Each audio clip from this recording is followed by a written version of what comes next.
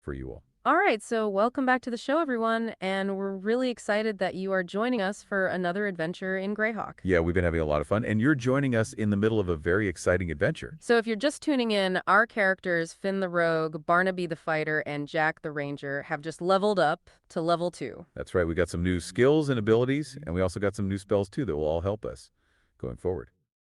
And after some very complicated explorations, our heroes, they are now in the ancient lost city of Eridia, and things are getting pretty interesting. Yeah, so like we were exploring the inner city and we found a portal, and that portal took us back in time to this amazing place that we only saw in a vision before. And before that, the party met a mysterious figure called the Weaver, and he gave us some magic crystals, and we still don't know what those are about. Yeah, so like our party, they got those crystals, they fought some slime, and then they also solved a puzzle to open that portal that took us here. And in that portal, we saw that this lost city is not exactly what we were expecting, and there's a lot for us to explore here. And after that, we decided that we were all barbarians from the far north, and we're just trying to help Barnaby get back to his home since we found him confused after he bumped his head.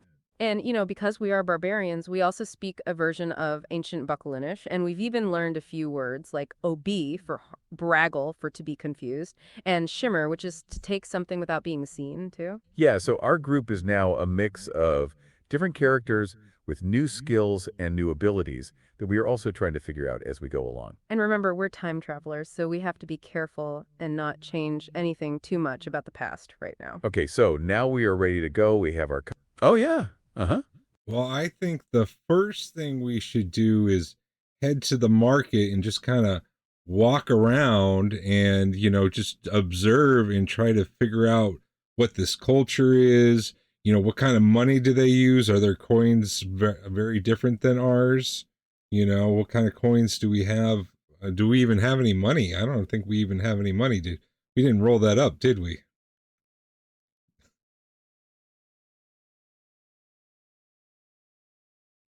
That's a really excellent idea.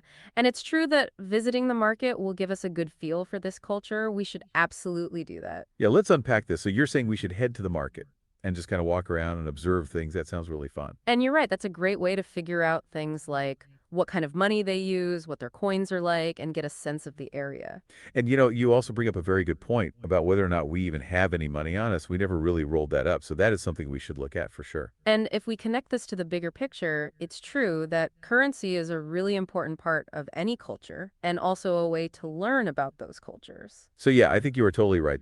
Yep, go on. Well, I'm thinking, even if we do have money, it's they're not going to recognize the coinage. So why don't we just act like we got robbed on the way here and we're dead broke?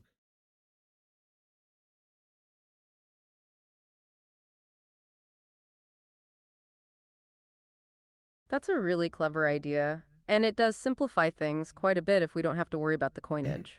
Yeah, let's unpack this. So you're saying we just pretend that we got robbed, and that means we don't have to worry about the money at all. That's smart. It's true. Oh, back to our listener. What's Yeah, up? and let's say like somebody snuck into our camp during the night. That way we don't have to like make a police report or anything, like, because we didn't get in a fight or anything. Just someone snuck in and took our stuff while we were camping.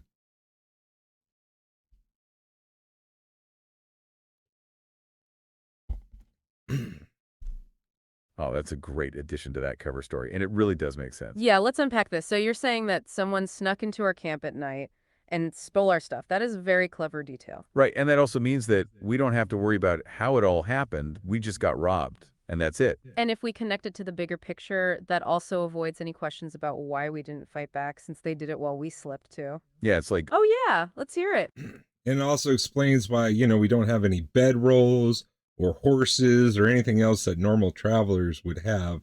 We got completely wiped out in the night. Maybe they put something in our food or something when we weren't looking and we were just passed out.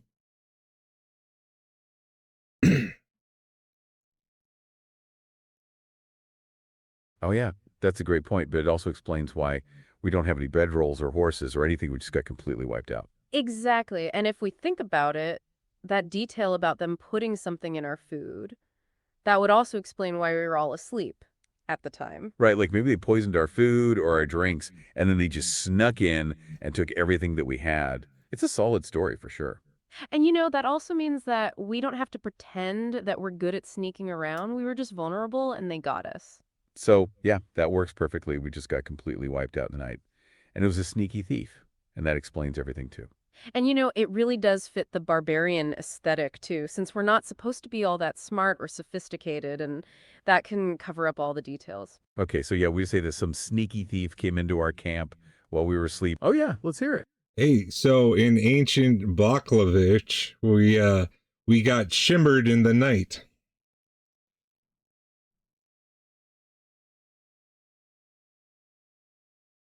Oh, that's a really fun way to put it. And it's cool you're using that new word we just created too, shimmered. Yeah, I like that. It's like we didn't just get robbed, we got shimmered. And that does fit our barbarian story pretty well. And it shows that Finn's new word for stealing, it can also be a way to describe being robbed, which is very interesting. Right, so it's not just for thieves, but also for the people who have had things taken from them, too. And, if we connect that to the bigger picture, it also shows that these old words can have a lot of meanings and different contexts too. Yeah, it's like a code, and it also describes a specific action that does fit with our characters, and it is kind of cool, for sure. And that also does give us a way to add some authenticity to the story when we were talking about that to the townspeople too. Okay, so yeah, we got shimmered in the night, and that is why we are all broke, and without any gear, we just got taken while we were sleeping. So now that we have that, and with that in mind, we know that we are now ready to explore this market, right? Yeah, and that definitely makes things easier. And it allows us to focus on exploring the city and figuring out what's going on instead of our coins. So yeah, we don't need to worry about what kind of money they use or if they would even recognize our own. It's all just too much and we can skip it all. And with that in mind, we're going to head to the market and try to observe things and figure out what's going on and also how they're making a living in this place. Yeah, and we'll also keep an eye out for any clues about Ren and the Star or those crystals or even that shadow. Ah, yeah, uh-huh. Well, I don't know. I mean, do we think Ren the Star came back in time too? Or the crystals might be completely unrelated. We don't know. He's probably still back in the future somewhere, I would think.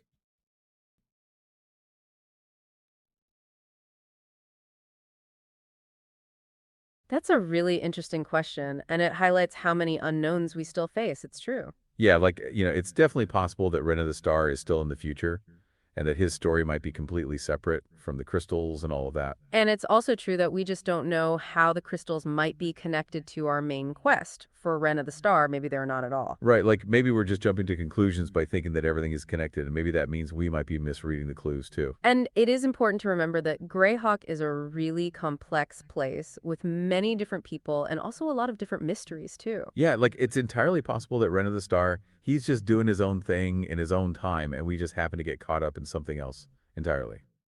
So it does seem that, oh, yeah, uh-huh. Yeah, well, the hook isn't always the ending that they say.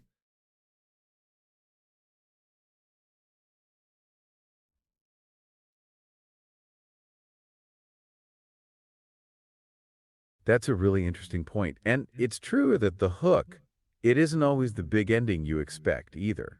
Yeah, like if we connect that to the bigger picture, sometimes the real hook of a story, it's not the big conclusion, but the journey along the way. Right. It's like we're so focused on the end goal that sometimes we forget all of the little side quests and little details that make it so much fun to explore. So you're saying the hook isn't always the ending, it's also what keeps you going in the middle of it all too, right? Yeah, it's like sometimes the real hook is the little mysteries or the cool characters or even all of those details that we uncover and even make up too. And maybe the Oh yeah, go on. Well, so before we get on another tangent, let's just take a moment here and look around this market. So, Dungeon Masters, give us a nice, beautiful description of this market and everything going on and what we might learn from it.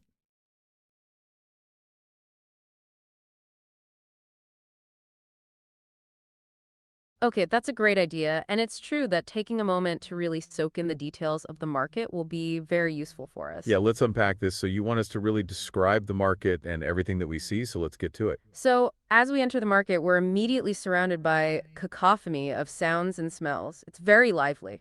Yeah, the air is thick with the scent of spices, wood smoke, and also a bunch of different kinds of food too. It's almost overwhelming. And what's fascinating is that the market is set up along a series of wide avenues that are all lined with colorful stalls and tents, each one selling something different. Right, and it's all built from that pristine white stone that we saw when we first came in through the portal.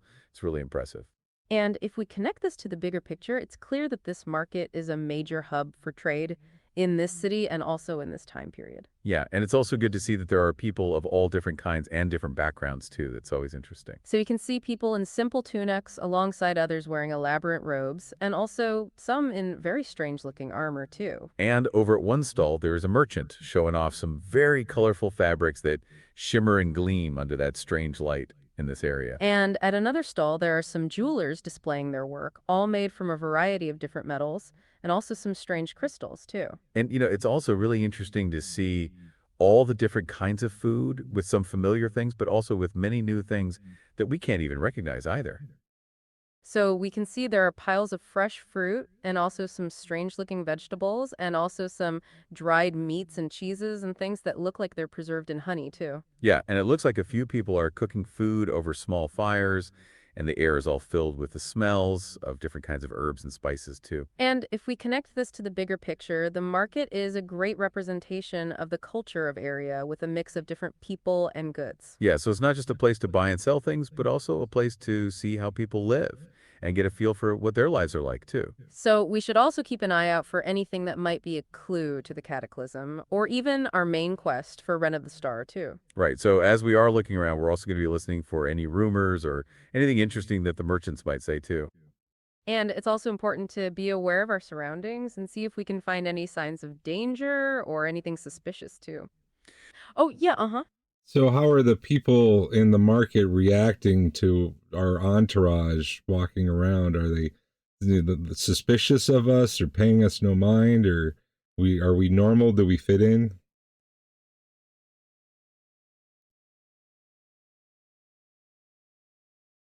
That's a fantastic question, and it's really important to consider how we're being perceived in this new place too. Yeah, let's unpack this. So you're wondering how the people in the market are reacting to our group, right? And it's good to think about if they're suspicious or if they are just paying us no mind, or even if we blend in too. So if we connect that to the bigger picture, first impressions are really important, especially when you're a time traveler in a lost city like us. Right. And, with all of our barbarian gear and our strange accents, we're probably sticking out a little bit for sure. But, because we're leaning into that we just got robbed cover story, it seems like we're actually blending in better than we thought we would too. Yeah, like some people give us a few looks, but most of them seem to just think that we're a bunch of traveling barbarians and they leave it at that. And it's true that we are getting a lot of different looks and reactions too from the people that are here. So some of the merchants, they're giving us a wide berth. They probably think we're going to steal something. But, some other merchants, they seem a little bit more curious. And they're even trying to sell us things too, which is interesting. Right, like one merchant, they're even calling out to us, saying that they can sell us weapons or armor or even some food too. And it also seems like some of the people, they do notice our gear, but they mostly seem to just think that it is strange and it does not raise any alarms. So to answer your question, Oh, go for it. So, as these merchants are trying to sell us stuff, and we're telling our story about how we got shimmered in the night, what are their reactions? Are they trying to be helpful, or when they find out we have no money, they just walk away?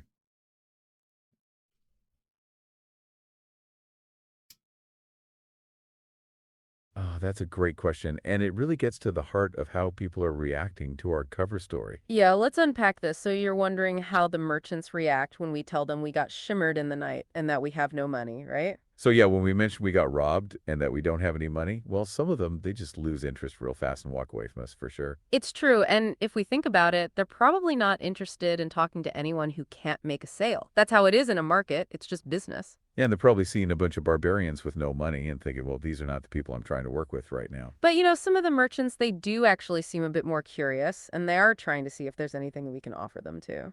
Right? Like they're not all just brushing us off. Some are looking for other ways to make a deal. Maybe they think we can do some work for them or something. And what's fascinating is that some of those merchants, when they hear we got robbed, they start to offer us some of their cheap goods for a lower price or even some work if we wanted it. Yeah, it's like they do see an opportunity, even with us being down on our luck, they are still looking to turn a profit or maybe just help us a little bit too. It's hard to say. So it's a mixed reaction. Some people are suspicious, some people are curious, and some people are just looking out for a way to turn a profit too. Oh, go for it. Okay, well, I've got an ivory dagger, and I'm gonna see if any of these merchants want to buy it and what they would give me for it, and look for the highest bidder.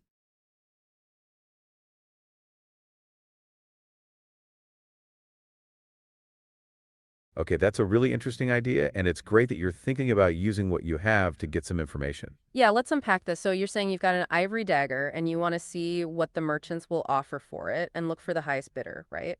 And that is a really good way to see what kind of value is placed on items. And it also gives us a way to interact with the people here, too. It's true. And if we connect it to the bigger picture, trading is really important in a market. And that also gives us a chance to learn about the local economy, too. So yeah, that ivory dagger might be more valuable than we think. And it also gives you a chance to show off your character's skills as you're interacting with the different merchants. And, some of the merchants, they might be more interested in that dagger than others. And it might also show us how desperate they are for that sort of thing, too. And as you're doing that, it's also important to keep a close eye on the reactions of the merchants, because that might also give us some clues about the city and the people here, too. So, yeah, it's time to see if any of these merchants are interested in your ivory dagger and see what they're willing to offer you for it. And you're right, we can look for the highest bidder too. Okay, so you're pulling out that ivory dagger, and now it's time to see what the merchants have to say about it as you're walking through the market and asking for bids. And remember, as you're doing this, also be mindful of the reactions. And if there's anything else you might notice that could help us out too, that's all useful. Right, and I think you'll find some of them are seeing us as a chance to make a bit of coin or just see if they can sell something, but also maybe a few will just want to help out too. And it does make sense since they've heard our story, but they're also merchants and they're looking out for themselves and also for a potential profit too. So it's not like they are all suspicious, but they aren't just giving away stuff. They are business people first and foremost, and that does make sense too. Okay, so now that we have a sense of how the merchants are reacting to us and also our story, it's time to move on and see what else we can find. Yeah, and now that we know that we aren't attracting too much attention, we can keep exploring and see what else we can find in this market and in the city. And we are also keeping an eye out for anyone who might have some info on Ren of the Star or anyone who seems a little bit, hey, yeah, what's up? Well, I don't know if we want to be pushing the Run of the Star thing. Let's just stick with our cover story for now. I mean, Oh, yeah.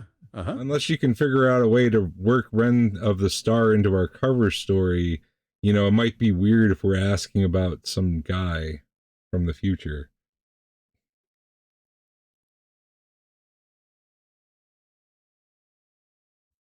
That's a really good point, and it's smart to be cautious about pushing the Ren of the Star angle. It is a bit risky right now. Yeah, let's unpack this. So you're saying we should hold off on asking about Ren of the Star directly unless we can connect it to our cover story. Makes sense. It's true, and if we think yep, go on.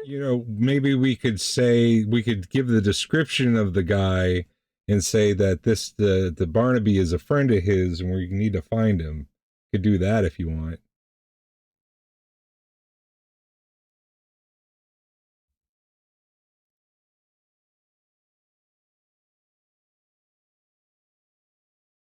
Oh, that's a really interesting idea, and it could be a good way to work Ren of the Star into our cover story if we are careful. Yeah, let's unpack this. So you're suggesting we could describe Ren of the Star and say that Barnaby is a friend of his and that we are trying to find him too, huh? Right, and if we think about it, it's not like we are saying we're from the future, but that we're looking for an old friend, and we can do that in this story.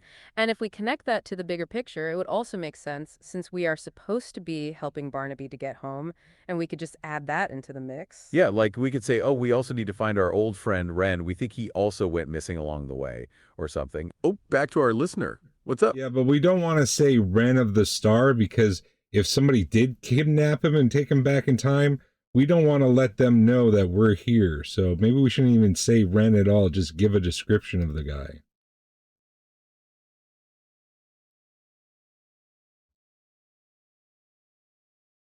That's a really excellent point, and it's smart to consider that we don't want to tip our hand too early. Yeah, let's unpack this. So you're saying that we shouldn't even say the name Ren of the Star and just give a description of the guy to play it safe, right? It's true, if someone did kidnap him and also bring him back in time, we don't want to alert them that we're also here. That's really smart. Right, like maybe those people, they're watching for anyone who's asking about him, or maybe they can somehow even sense that too. So it's best to play it safe and not mention his name. We can just say, we are looking for a friend of Barnaby's, and then give a description of him instead. And that also fits better with our barbarian story, since we're all about keeping things simple and not asking too many complicated questions either, too. And if we connect that to the bigger picture, we need to be very cautious about who we are talking to and also what information we might be giving away too. So yeah, we should definitely hold off on mentioning the name Ren of the Star since he might be in danger, or even in this city too, and we don't know that either. So, with that in mind, we can just stick to the plan and say that we're helping Barnaby find his friend and that we are just giving them a general description of that person, too. Okay, so yeah, you're right. It's better to be safe than sorry, and we'll just describe the guy and not say his name at all for sure. And that also means that we can now use that description to make some inquiries as we are walking around the market and see if we get any kind of response, too. So yeah, we'll just stick to our plan and focus on exploring the city and also using our barbarian cover story for now as well. And keep our goals in mind too. And, that also means that we should avoid attracting much attention to ourselves, not make any rash moves. We need to blend in and be very careful. It's true. And that also means that we can use that information we learned about those different trade routes and connections to also help too. Okay, so we'll stay on track and not bring up Ren of the Star directly. And yeah, we'll just stick with our. Oh, yeah, let's hear it. So, how much money did I get for this ivory dagger?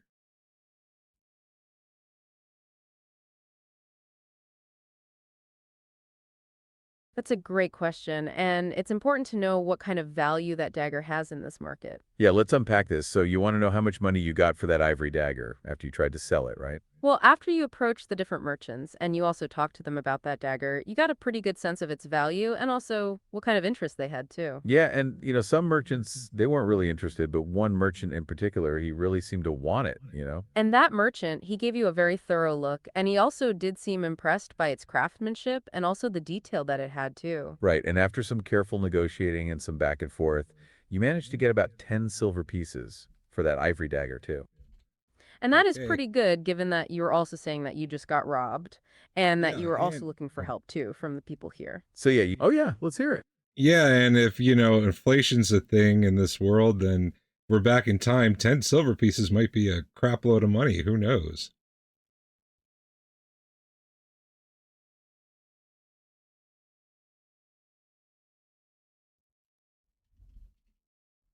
That's a really insightful point, and it's true that inflation could make our 10 silver pieces worth a lot more here. Yeah, let's unpack this. So you're saying that if inflation is a thing, in this world, our 10 silver pieces might actually be a lot of money back then. And you're right, it could be. And if we connect that to the bigger picture, the source material does imply that the economies of these regions were quite different, and that means the value of their coins might vary wildly too. Right, and 10 silver pieces in this time might actually be enough to buy a whole lot of stuff, or it might be worthless. We really just don't know. So it's good to remember that for sure. Ah, yeah, So, does Barnaby or Finn have anything that they might want to sell to raise up some more cash for whatever we might need?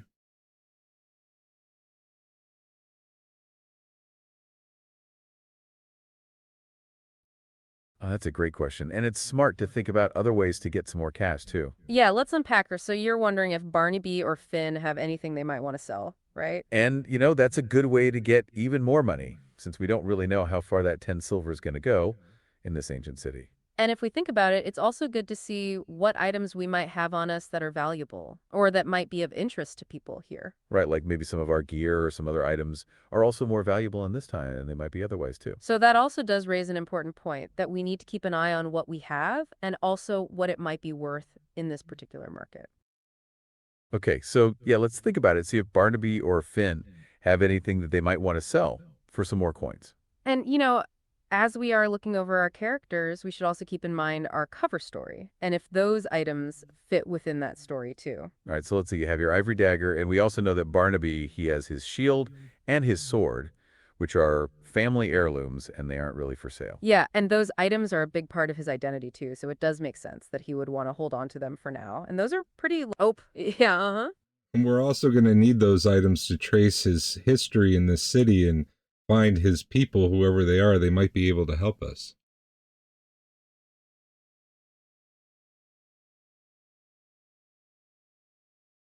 That's a really interesting point, and it's true we should also consider what those items mean for finding his people. Yeah, let's unpack this. So you're saying Barnaby's gear isn't just stuff, it's a way to connect to his past too, and maybe even get some help. Right, and if we connect that to the bigger picture, those family heirlooms could be the key to understanding his history in this city and also to finding his people. It's like maybe the people here will recognize the shield or the sword, and that could give us a lead on where he comes from and also where we are going. And that also means that it makes even more sense for him to keep those items and not sell them off for a few coins, too. Yeah, like that shield might actually be a symbol of his family. And if the people here recognize that, that would be incredibly useful in this new city too. And if we want to use them to find his people, it does mean that we have to explore this city and put ourselves out there too. So that might be risky. Oh yeah, go on. So let's not sell anything Barnaby has. He doesn't have much anyway. Finn, you got anything you're willing to part with?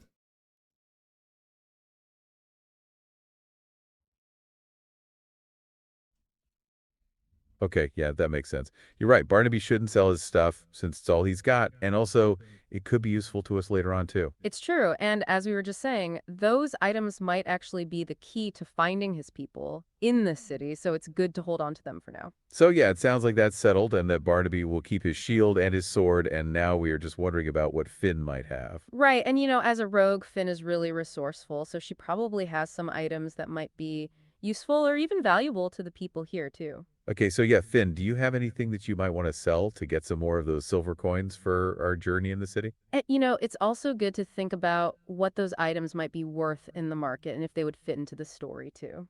So, with all of that in mind, is there anything that your character would be willing to part with in this situation? And remember, you are a very resourceful thief, so you probably have some clever options at your disposal too, so you have a lot to work with. So, let's take a look and see what Finn has got, and if she's willing to get rid of anything, and maybe make a little bit of money too.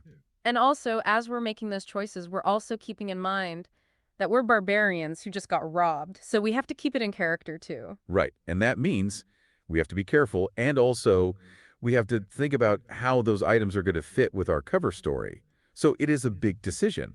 So with all of that in mind, what do you have that you might be willing to sell, and what do you want to do with that for now too? Okay, so yeah, we're all agreed no selling Barnaby's gear since that is a part of his story. So let's focus on Finn and what you might want to do instead. It's true, and it also highlights how our characters, they're so connected to their items, and also how they are defined by the choices that they make too. So now that we've settled all of that and we know that we're not going to be selling Barnaby's gear, let's see what Finn is going to do and also what she might have that is of use. And even as a thief and a rogue, she also has some values and some things that she would not part with. So it's not like she will sell anything either. Right, and we have to remember that she has a lot of those subtle items and that some of those things might not even be worth very much money in the first place either. So that's something to consider too. So, with all of that in mind, let's get back to our journey into that market and also the merchants there and also all of the other details that we've discovered so far, too.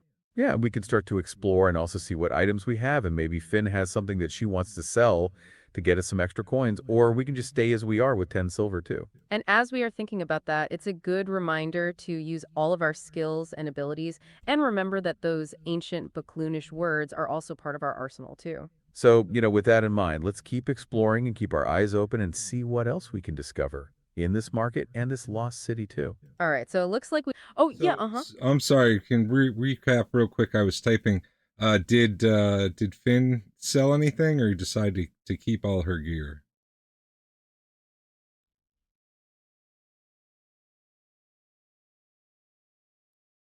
Oh, no problem at all. It's totally understandable that you want to make sure we are clear and you are all caught up too. Yeah, that's no problem. And, it's good to take a moment to clarify before we move on. So, yeah, let's unpack this. So you were asking if Finn sold anything or if she decided to keep all of her gear, right? And that's a very good question. So, no, Finn didn't actually sell anything. She decided to keep all of her gear for now and try to use her skills instead. Right. And if we think about it, that does make sense for a thief since she's more about using her skills to get what she needs instead of trading for things too. And, it's also true that she might need those items later and that they might be useful too. So it's good to keep them all.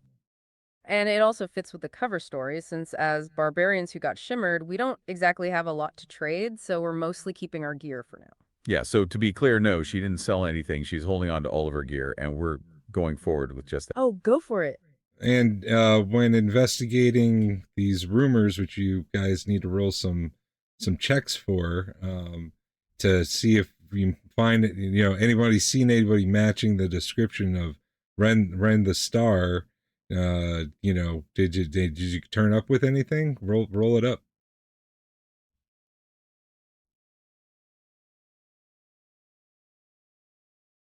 Okay, yeah, that's a great point. It's time for us to try and find those leads. Right, and you're saying that when investigating, we need to roll some checks to see if anyone has seen Wren of the Star, and also see what we found too, right? Yeah, so let's unpack this. That means we need to make some checks and see if our characters have heard anything about a person that might fit that description. And if we think about it, this is also a good way to test out our barbarian cover story and see how well we blend in, and also if people react to us too. Right, so we are keeping it simple and saying that we are from the north, and also that we are trying to find a friend of Barnaby's and seeing if that is going to help us here too. And if you recall, we decided we aren't going to use the name Wren of the Star, but we are just going to describe what he looks like and see what kind of response we get. Okay, so with that all in mind, we'll make some checks, and I'll see what we can find, and also if we get any new leads at all too. Yeah, and as we are doing this, it is good to also remember that we have those ancient Bakloonish words, and also that our characters have all those new abilities and spells too. So it's time to use all of that together and see if we have any luck in finding a lead on Ren of the Star in this busy market, so let's do it. All right, so it's time to do a little bit of investigating and see what we can uncover, and we'll be rolling those checks to see if anyone recognizes our description that we are about to give them. Okay, so yeah, we're going to start by trying to see if anyone has seen someone matching Ren of the Star's description, and also we'll be doing our best to also keep those questions subtle too. And, since we're barbarians, we're not going to ask too many questions, but we're also going to be, as we do, using what we know and also what we learned about this city's trading partners too. Okay, so let's roll those checks, and we can tell you what we found out and if we've managed to get any new leads about Ren so far. Right. So as we're walking around and asking some subtle questions, we can see if anyone has seen this person and if anyone knows anything, and we'll do our best to get a lead. All right, so with that, oh, go for it. All right, go ahead and do the rolls, and let's find out.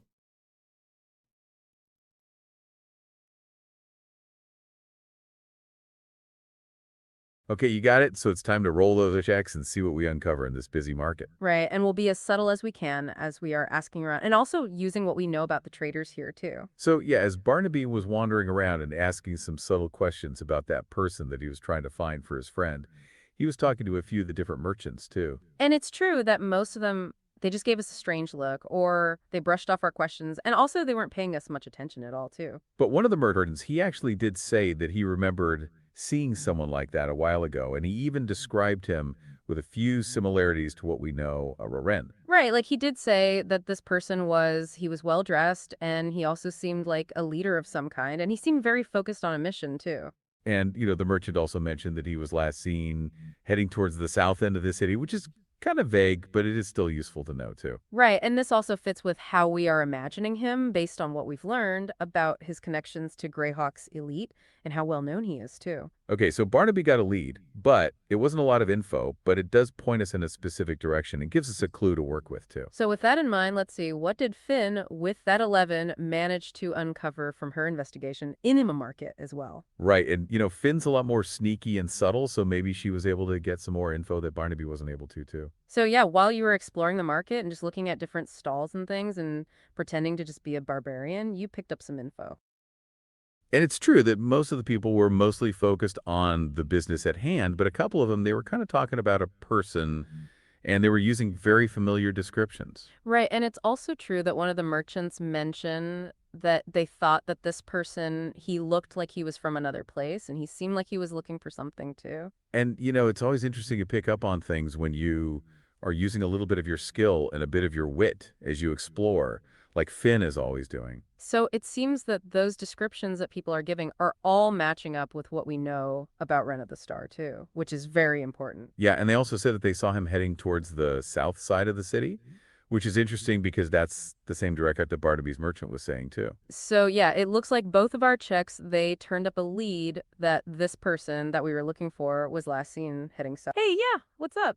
So then it seems that he wasn't kidnapped or anything. He actually headed to this place on his own merit.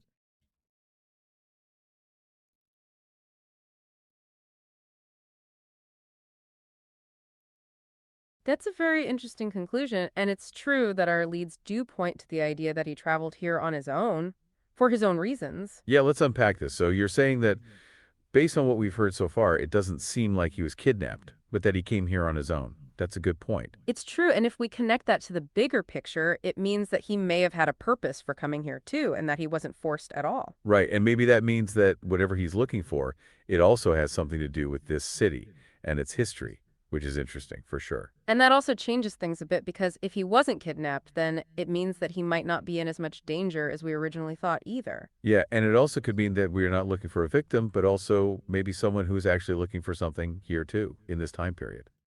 Oh, yeah. Uh-huh. Yeah, a possible ally in our whatever it is we're doing here.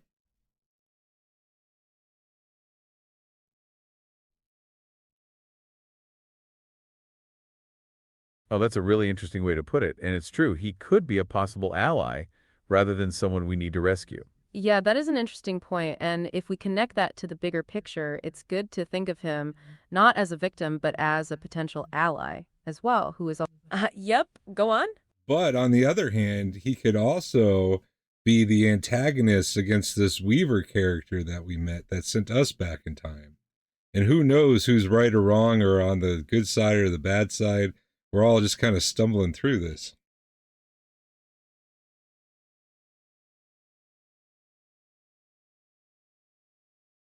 That's a very insightful point, and it's true that he could be an antagonist just as easily, given how little we know and the shifting pieces. Yeah, let's unpack this. So you're saying that a Ren of the Star could actually be the bad guy and that we don't know who's right or wrong? That's a good thing to remember. And it's true, if we think about it, we really don't know who we can trust, not even that Weaver that sent us here either. Right, like maybe he is the one that we should be wary of. And maybe Ren of the Star is actually trying to stop whatever he's doing too. We just don't know. It's true, and maybe that means that our mission isn't as clear cut as it once seemed, and that we need to be careful. Oh, back to our listener. What's up? Yeah, we really don't know if we're the goodies or the baddies in this situation.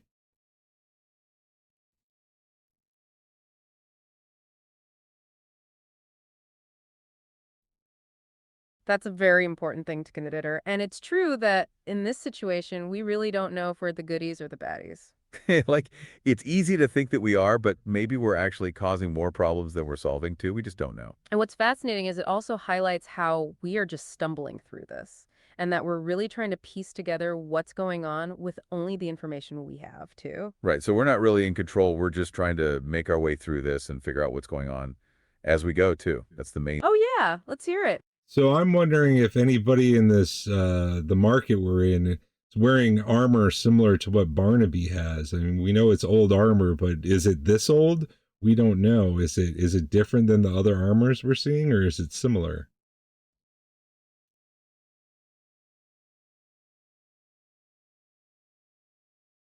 Oh, that's a really great question. And it's definitely something that we should be looking for as we're exploring this market. Yeah, let's unpack this. So you're wondering if anyone is wearing armor like Barnaby's and if it seems as old as his or if it's different, right? And, that's a great way to try and gauge the age of the armor, but also to see if it is from this place too. It's true, and if we connect that to the bigger picture, it will give us a sense of how his family was connected to this city, if that's the case too. So yeah, as we're looking around, we'll definitely keep an eye out for other people wearing armor like Barnaby's, and we'll also see how that looks too. And we will also try to see if it matches his style or if it is completely different, and also how old it looks compared to his as well.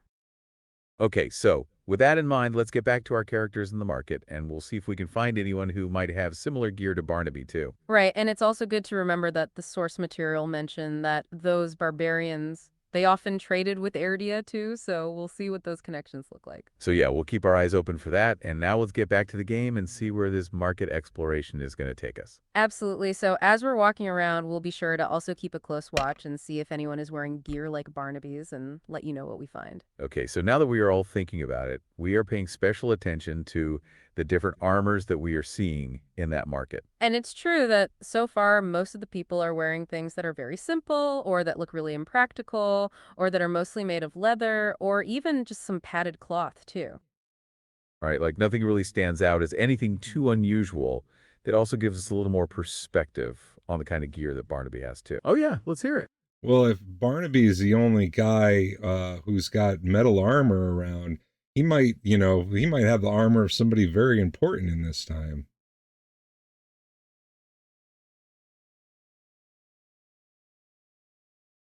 That's a really insightful point, and it's true that if Barnaby's is the only metal armor around, it could be a sign of his family's importance. Yeah, let's unpack this. So you're saying that if Barnaby's the only one with metal armor, then it might mean that his family was a big deal in this time period for sure. And if we connect that to the bigger picture, it would also explain why his gear seems so different from everything else that we're seeing here. Right, like maybe metal armor was actually rare back then, and only the wealthy or powerful they could afford it. That's a possibility. And it also makes you wonder if his shield or sword, those also have some sort of unique craftsmanship or sigils that would signal his family too. Yeah, like maybe his family was a noble house or a powerful clan, and their gear was a sign of their status. That's also very interesting to keep in mind.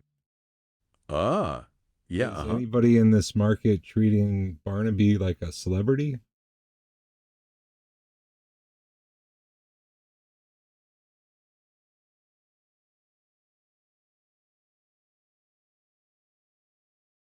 Oh, that's a really fun question. And it's great that you're thinking about how people might react to Barnaby's unique gear. Yeah, let's unpack this. So you're wondering if anyone in the market is treating Barnaby like a celebrity because of his armor, right? It's true, we did just notice that someone had similar gear, but let's think about how the people are reacting to Barnaby now. And if we connect that to the bigger picture, that could also give us some clues about his family and also about this lost city, too. So while some merchants are a little curious about our barbarian group, they aren't really focusing on Barnaby, at least not right away. It's true, and it seems like most people are used to seeing different types of travelers, or they're just too focused on their business to notice. But as we continue walking around, we do see that there are a few people who seem to be looking at Barnaby with a little more interest than they were before. Yeah, and it does seem like it's his armor that is getting their attention, and they are maybe trying to figure out if that is something from here or not. Right, like maybe they've never seen anything like that before, or maybe that armor just looks so old and unique that it catches their eye too. And, some of those people, they're just giving him a quick glance, but a few of them, they also seem to be talking to each other and pointing at him, too. Yeah, and it's like they are saying something about the armor, but we're not sure what exactly they're saying or what it might mean. And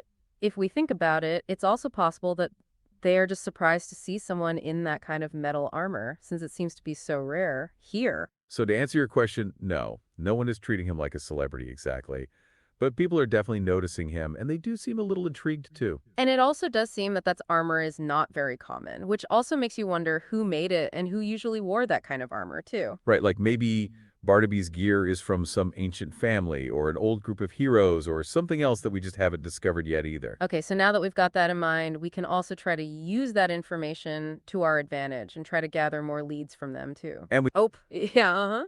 Well, I think right now it's time to head towards the south end of the city where people said they saw Ren the Star and find ourselves a tavern, and it's always a good place to gather some more information than a market.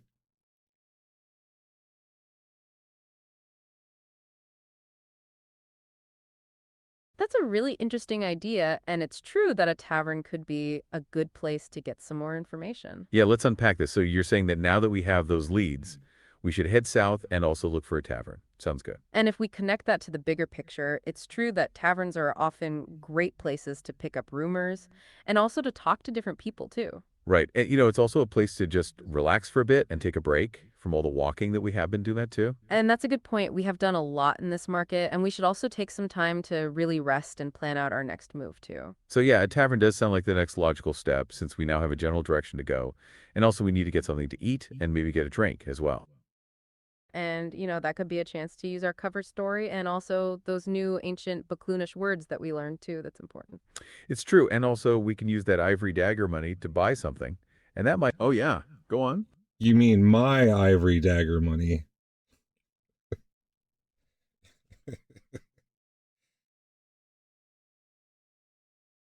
Oh, that's right. It was your ivory dagger that you sold. And, it's great that you're keeping track of all those details, too. Yeah, it's easy to forget whose items are whose, but that 10 silver, it came from selling your ivory dagger. So yeah. Oh, yeah, uh-huh. Which makes it my 10 silver. And you guys should be grateful that I'm going to get you guys meals at the tavern.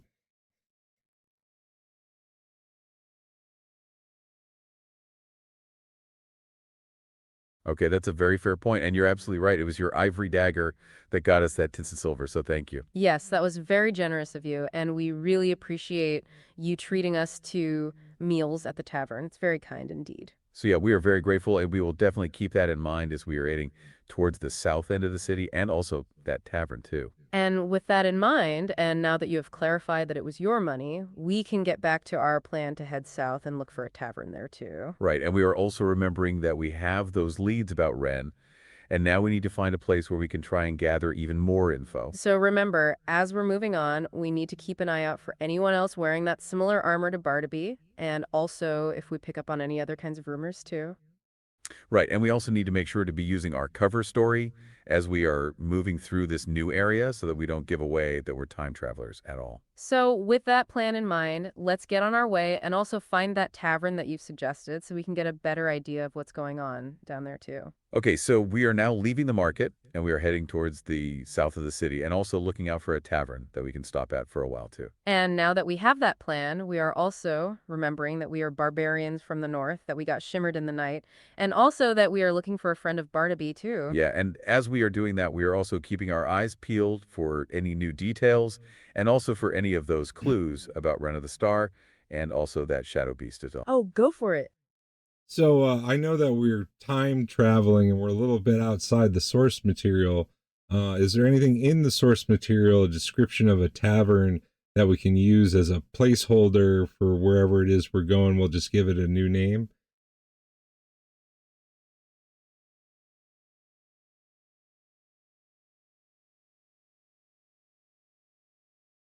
That's a really great question. And it's true, we are a little bit outside the usual details of the source material right now, so let's explore that. Yeah, you're right. And it's good to have a plan for how we're going to handle this tavern and see if we can use something from the source material too. So, if we think about it, the source material does give us a general idea of taverns in Greyhawk, even if it doesn't mention any specific ones that we can use. Right, like it describes them as places where people gather to share stories and also to just unwind from the day's work. And, there's always music and food too. And, it also says that taverns are often a place where people from all kinds of backgrounds, all different cultures and different walks of life, they all mix together. Yeah, it's like a place where all of the different worlds of Greyhawk intersect.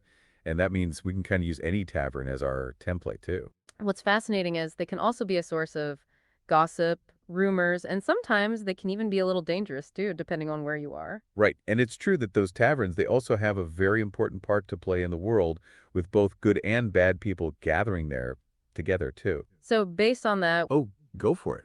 So does the source material have any kind of, tables or die rolls for creating a tavern, a generic tavern?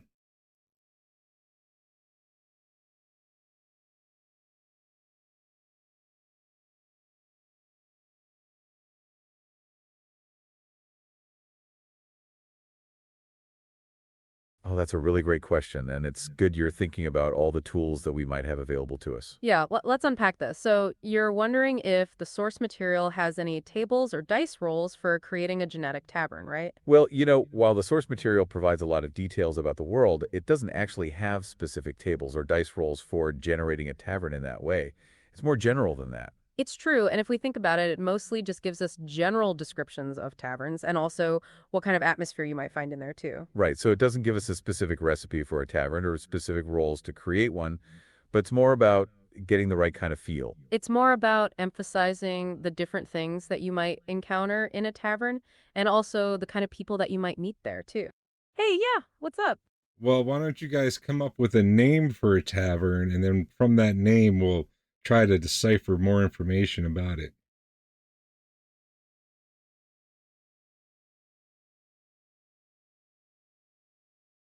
That's a very fun idea, and it's a great way to make this tavern feel like it's part of the story that we're building together. Yeah, let's do it. Let's come up with a name and also see if that name can also tell us more about the tavern. That's a great idea for sure. So if we think about our barbarian cover story and also those ancient Baclunish words we just learned, that could also be useful too. Right, and maybe we can also find a name that also fits with the location in this lost city of Erdia too. And it's also important to consider what kind of tavern this is. Is it a rough and tunnel place or is it a more refined place that we would be going to? Yeah, and also we should see if we can come up with a name that's also going to be memorable and also fun to say too.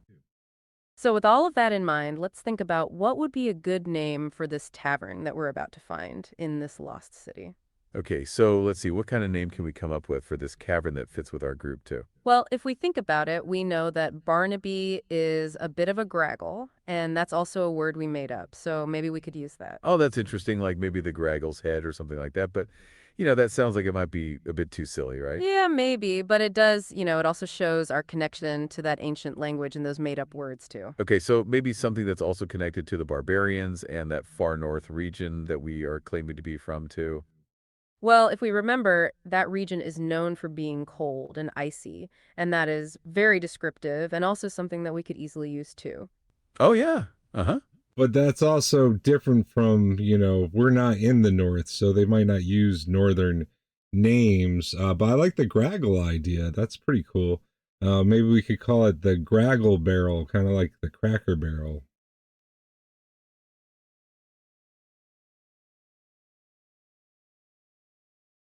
Oh, that's a really great point. And you're right, we aren't in the north, so maybe a northern name wouldn't quite fit either. Yeah, and it's true. If we connect that to the bigger picture, the name should probably fit the local culture, more so than our barbarian one, too. But you're also right that the Graggle idea is pretty cool, so maybe something that has that word in the name is a good idea for sure. And, the gravel barrel, it does have a nice ring to it, and also it sounds kind of familiar in a way. It's interesting. Right, and the Graggle Barrel, it also makes me think of a place that's a little bit rough, but it's also a place that is warm and welcoming too. So, with that in mind, the Graggle Barrel, it is a very fun name that does fit with our barbarian story, but it is also a bit more universal, too. And it also uses a word that we made up from that language too, so it has a good connection to our game as well and to that ancient Banklunish we learned. So, yeah, I think that name is a good fit. It uses a fun word that we created, and it also gives us a good idea of the kind of place that we might find. Okay, so yeah, it sounds like we are calling this cavern the Graggle Barrel, and that it's time to get ready and explore that new place and all its secrets. All right, so we have a name, the Graggle Barrel, and now let's try to use that name to imagine a bit more about the tavern itself. Yeah, so the Graggle Barrel, it's a fun name, and it does give us some clues about what kind of place it might be, right? It's true, and if we connect that to the bigger picture, the name the Graggle Barrel, it suggests a place that is a little bit quirky, but also very down to earth.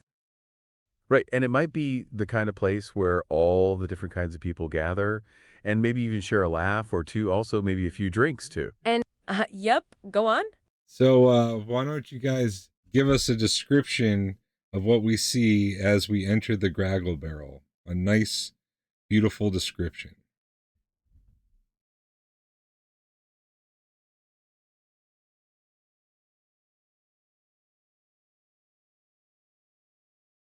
Okay, that's a great idea, and it's always good to really set the scene for our listeners. Yeah, so you want us to describe what we see as we walk into the Graggle Barrel, right? So as we push open the Oh, back to our listener. What's and, up? And as you give this description, try to think about some classic tavern scenes from video games. I'm thinking like Monkey Island or a western or something like that. Try to give us a good kind of cinematic image of this kind of maybe just slightly chaotic tavern.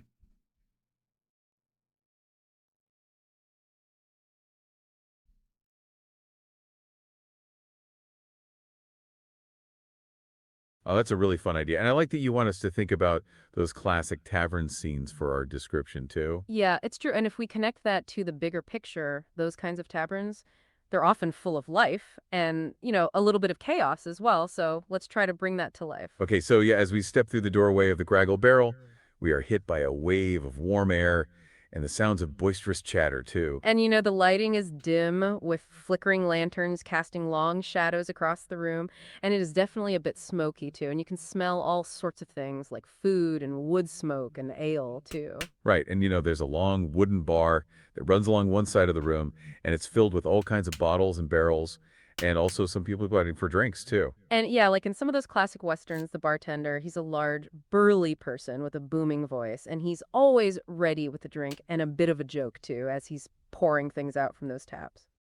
And there are also a few tables scattered throughout the room with people sitting around them, all talking and laughing, and also playing different kinds of games with dice and cards, too. And in one corner of the room, there are a few musicians. They're playing a lively jig on some fiddles and also a drum.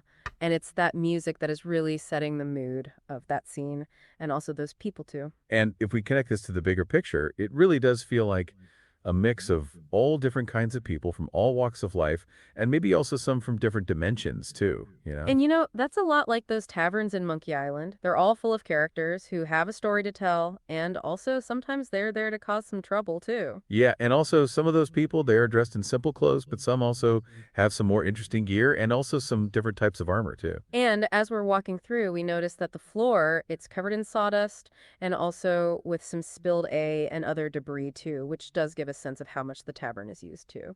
Okay, so yeah, the Graggle Barrel, it's a place that is full of energy, and also it's also a place with a lot of stories that we're just about to explore, and that feels very cool, and also a bit dangerous too. And we also need to remember that while it is lively, it might also be a place where secrets are kept and maybe also where some kind of trouble is always brewing too. Right, so as we are taking a seat, we can also try to get a better sense of all of the people here and see if anyone has some information for us, or if we need to be careful of certain people too. So with all of that in mind, we have stepped into the Graggle Barrel and we are ready to see what happens next as we settle in and also take a look around too. Okay, so yeah, we have stepped inside the Graggle Barrel. It is a little bit chaotic, but also it's very welcoming too, and now let's see what happens next. And it's also good to remember that we are there to gather information and also to keep looking out for anything else that might be helpful to our mission as well too. Oh yeah, let's hear it. Well, I'm gonna head up. Is there an empty table? Can we sit down, or should we go up to the bar? What do you guys think?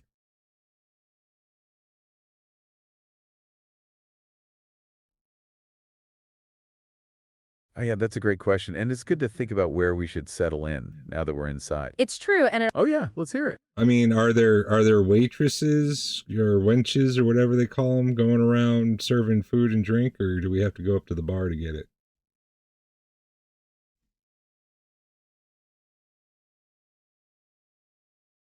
Oh, that's a really good question, and it's smart to consider how they handle things in this cavern. yeah, let's unpack this. So you're wondering if there are servers or if we have to go up to the bar ourselves, right? And that is also a good way to get a sense of the place and also how things work here too. It's a good point.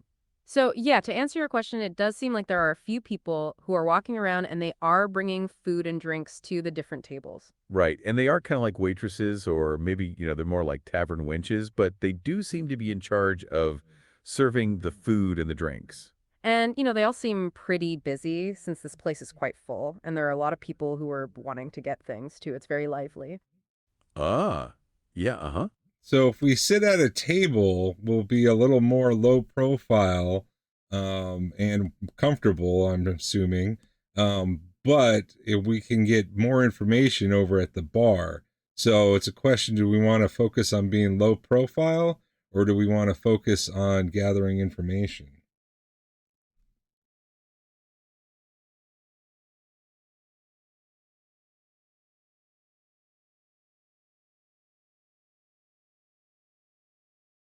That's a really excellent question. And it gets to the heart of what we're trying to achieve in this tavern. Yeah, let's unpack this. So you're wondering if we should focus on being low profile or on gathering information. That's very insightful. It's true. And if we think about it, both are important. But it is a good idea to figure out our priorities too. Right, like a table would definitely be a more comfortable and also a more discreet place where we can have a private chat as well. And, a table might also be a good way to observe the rest of the room and see what's going on from a safer distance, too. But you're also right, the bar might be the place where we can get more information and where we can maybe hear some rumors too. And, if we're at the bar, that might also be a way to just casually chat with people and also see if we can pick up some useful details that way. So yeah, it's like a choice between being more discreet and planning or being a little more active and getting new leads. It's a tough choice for sure. And if we think about our barbarian cover story, it would also make sense to keep a low profile since barbarians tend to be a bit more, quiet and reserved. Right. So maybe it would be better to stick to a table and also just try to observe things first before we get into any big conversation. Oh, yeah, uh-huh.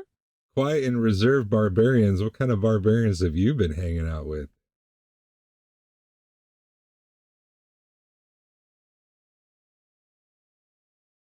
Oh, that's a funny thing to say. And you're right to call us out on that. That's fair. Yeah, it's true. And if we think about it, the source material does say that barbarians are often seen as, well, anything but reserved. Right. And it's also true that they are known to be rowdy and also very bold, which is not quite what we said right now at all. But, we did say that our barbarian tribe was from the far north, and maybe they are just a bit different from what you might expect, too. Yeah, like maybe they are the exception and they are more focused and quiet than the others that are all. Oh, yeah. Go on. Well, you know what? I'm hungry. We just time traveled, and I'm just gonna sit down at a table. You guys should join me, and we'll just be a little rowdy at the table, and maybe that'll get someone talking to us. How's that sound? Best of both worlds.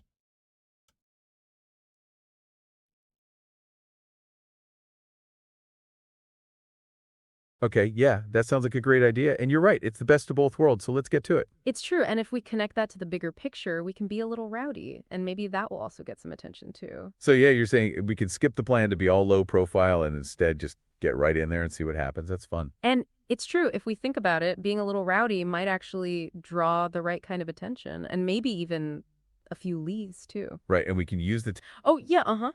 So we sit down at the table, and when one of the wenches comes up to us, I hold up just a single silver coin and I make a circle around the table and I say, food, drink, and I shake the coin at her. I don't know if it's enough money or not. Let's see what she says.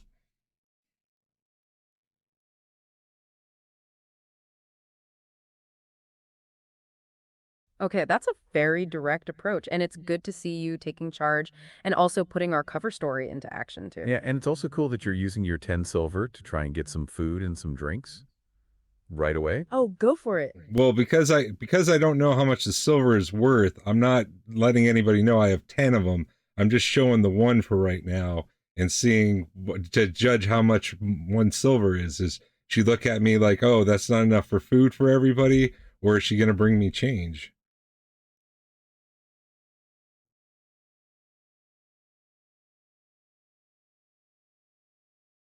Oh, that's a really smart idea. And you're right. It's good to be cautious since we don't know what the value is here yet. Yeah, let's unpack this. So you're saying that you're only showing the one coin to see how much it's worth. That way you're not giving away too much. And also you are testing the waters too. That is clever. Right. And that way, if she acts like it isn't enough for everyone, then, that it does have some value and also that you need to be careful about it too. That is good thinking. And if we connect this to the bigger picture, that's a smart way to approach things since we are in an unknown place and we need to be careful with our resources too. Oh, go for it. Yeah, exactly. If it's not a lot of money, we don't want to spend it all here on one meal.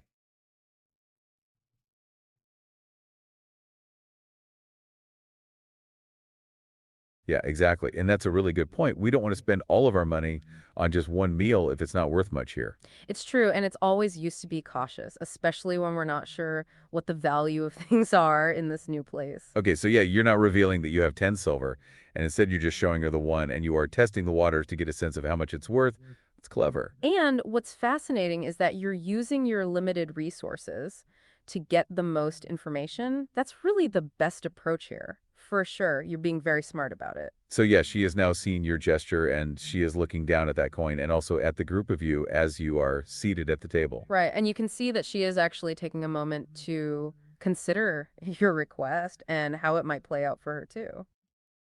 Hey, yeah, what's up? She might also consider that, Barnaby and his armor might be important and she might want to feed us even if we don't have enough money.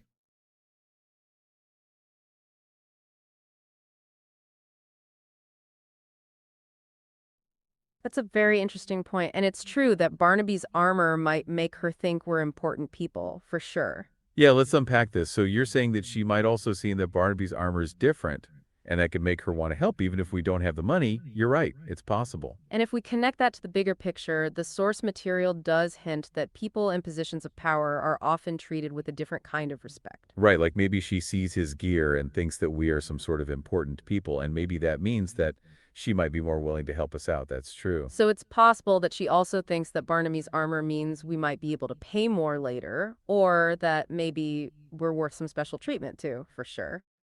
Oh, yeah. Uh-huh. Well, to decide this, how about I roll a persuasion check and we'll roll it at advantage since we're here with Barnaby in his armor.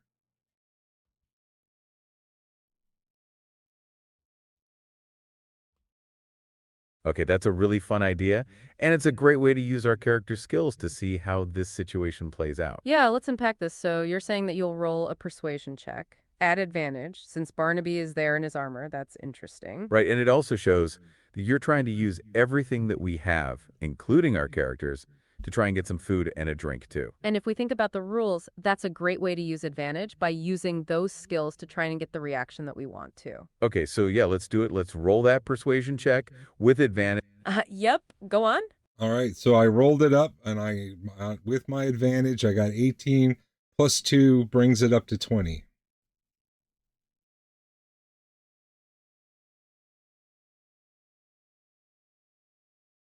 Wow, that's an amazing roll. A natural 18 plus your modifier. That's going to be very hard to beat. Yeah, that's incredible. A 20 on a persuasion check. Hello, great streamer. That really is some serious convincing power. So yeah, with that incredible roll, you have made a very strong impression on this server, and now she's really paying attention to you. And it also means that, you can use that role to try and sway her in our direction and maybe get a good result too. This raises an important question about what that 20 means for the story and how that will change our options too. Okay, so with a natural 18 and a total of 20, you are making the server take notice. And she's definitely considering our request now, for sure. And if we're leaning into that idea that she also noticed Barnaby's armor, that probably gave you a bit more of an edge with that role too. It's all connected. All right, so with that role, you're doing your best to look charming.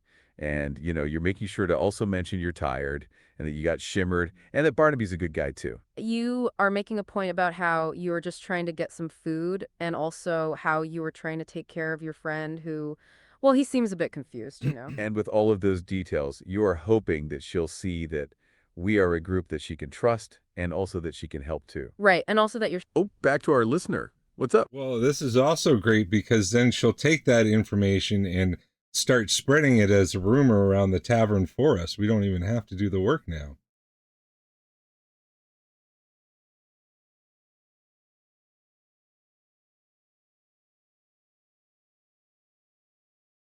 Oh, that's a really interesting point. And it's true that the server might start spreading our story around the tavern for us, which could be very helpful. Yeah, let's unpack this. So you're thinking that she'll pick up on what we said and she might start sharing it with others as a rumor, right? And if we think about it, it does make sense since taverns are often places where information and gossip spread very quickly, too. It's true. And, we have also given her an interesting story with us as the Shimmered Barbarians, and that's something that people might want to talk about, for sure. Yeah, and also the fact that we're with Barnaby in his armor, that's going to get a lot of attention from people, too, and that's something to keep in mind. So, yeah, it could be that we're getting the word out there, and we might not have to do all the work of trying to find those leads by ourselves, too. It's very useful. Oh, yeah, let's hear it. So she takes my coin, and when she brings back the food, does she give us any change back, any copper pieces, or just bring us the food?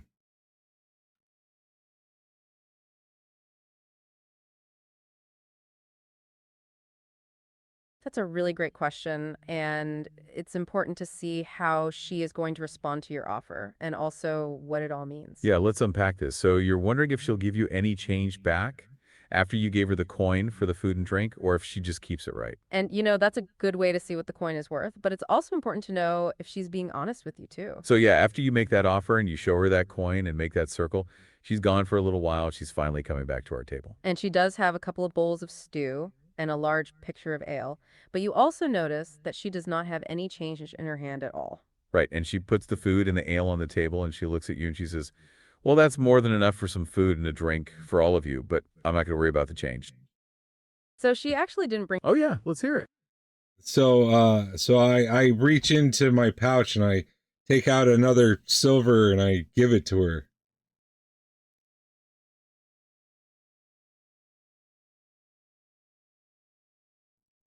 Okay, that's a really interesting move, and it's great that you're thinking about how to interact with her. Yeah, you're now taking another silver out of your pouch and you're giving it to her. That's a good way to see how she reacts. And it's also a very generous move since she was already offering to get you all food and a drink for free too, so that's something to keep in mind. Right, and it is a good way to show her that you are trustworthy and you are also willing to share a little bit too. That could get her to talk more with us. I like that. So as you're giving her that coin, she actually seems a bit surprised, but she also gives you a little nod and a smile too, as she is accepting the silver. And then she sets the silver down on her tray and she says, "Well, you're very kind.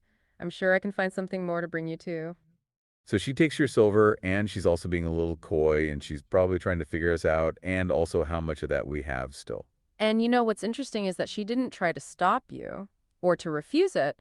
So she is definitely playing along with you too. And maybe that means that she knows you're going to pay her well. Right. And that also shows she's a good business person too, and she knows when to take a good opportunity and also to be gracious too. So it does seem like that 20 on your persuasion, it really has changed things. And it's also made her more friendly to us too. Okay, so it's clear that she appreciates that extra coin, and also she's probably seeing us as more valuable than before. And now that is great. And it also means that we might have earned a bit more of her trust and also a good way to get some new information from her too. Yeah, so now that we know how she reacts, let's see what she brings back and also see what else we can learn from her as we go forward too. All right, so with that in mind, you've given her another silver, and now it's time to wait and see what she does next and also what she's going to bring for us. And, maybe she's also going to share our story with some other people too. And maybe that also means that it'll get us closer to finding Red of the Star as well. Right, and maybe she'll also tell us a bit about the city too and what she knows about the people and also the places. Ah, yeah, uh-huh. So as we sit here and eat and drink, Jack's gonna put on his best barbarian caveman performance and eat like an animal and drink like a crazy man. And what is Finn and Barnaby doing at the table?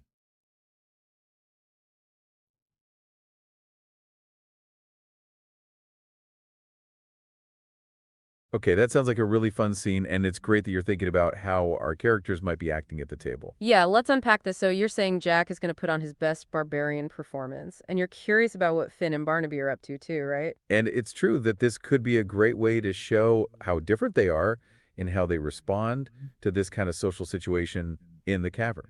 So as Jack is beginning to eat and drink like a crazy man, Finn, she's probably looking around, and she's also trying to be more observant of all the details, as she is always doing. Yeah, and she might be watching the other people, and she's trying to also see if anyone is watching us, or also if anyone has anything that might be of interest to her. And Barnaby, he's probably trying to keep a low profile, but also he's definitely keeping a close eye on Jack and making sure he doesn't get into too much trouble. Right, and he's probably also a little embarrassed by all the noise and all the attention that Jack is bringing to a table too, that is just like him, for sure. And you know, while Jack is being all boisterous, it makes sense that Finn and Barnaby, they're going to be a bit more reserved too. That's a good detail. So with that in mind, as you're putting on that show at the table, Finn is being all sneaky and Barnaby's being all cautious too. It's true, and it's really great how we're using all the little details to really bring out the personalities of our characters too. It is good to remember all of that. And it's funny that even with all that, we are still working together as a group with different styles, but also with a shared goal too. So, yeah, Jack's putting on his best barbarian performance while Finn is being all stealthy, and Barnaby is trying to be a good leader too. It is a fun picture for sure. Okay, so with that all in mind, we are now settled in at the Graggle Barrel, and we are ready to see what develops next, and also to take on what's in front of us. Right, and that also gives us a chance to discuss those possible leads and also all the new information that we've managed to get too, for sure. So with that in mind, we'll just sit back for a moment and also take stock of the situation as we're waiting for that server to bring our stuff here. Okay, so yeah, we're at the Graggle Barrel and we're waiting for our food and drink and also for that server to come back and then we can get into the next steps. Oh, yeah, uh-huh. So yeah, the server came back. We've got food, we've got drink. We're having a merry old time, although you guys aren't acting like it. I am. But what do you guys want to? What kind of next step do you want to do? Does Finn want to go and mingle with the crowd? She is a female, and she is good at persuading people, and she's even got that crystal that gives her a bit of an advantage when communicating.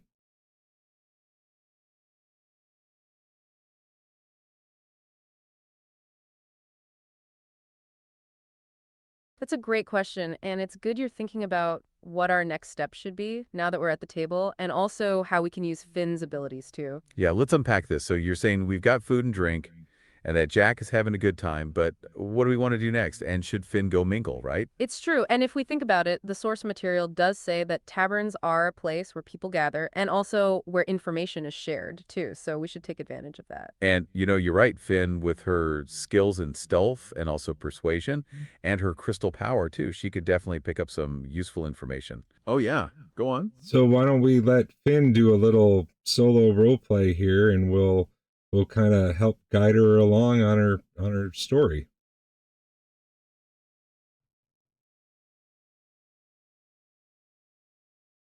Well, that's a really fun idea. And it's always cool to see how our characters can shine individually. Yeah, let's do it. So you're suggesting we let Finn do a little solo role play and we'll kind of guide her along, right? And, that's a great way to highlight Finn's skills and also her personality and her connection to that crystal, too. And if we think about it, she's really good at getting information, and she's also got that shimmer ability, so that is very useful. Okay, so yeah, we can let Finn take the lead and mingle while also still kind of keeping things in character and also within the game, too. And that means that, we'll be here to kind of help guide you, and you can also do some investigating with that ability. Oh, yeah, uh-huh. All right, Finn, ready, camera, set, sound, action, go.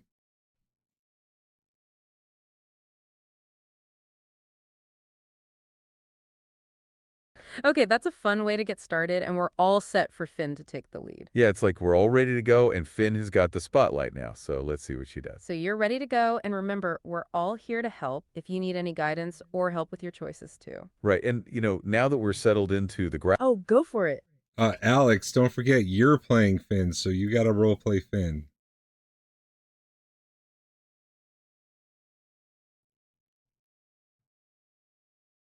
Oh, right, you're absolutely correct. It's easy to forget that I'm actually playing Finn. Yeah, thanks for the reminder. It's important for us to fully embody our characters, especially now that we are in the Grackle Barrel. Okay, so yeah, I'm Finn now, and I'm thinking about what to do next. Oh, go for it. No, no, Jamie, you're not Finn. You're Barnaby.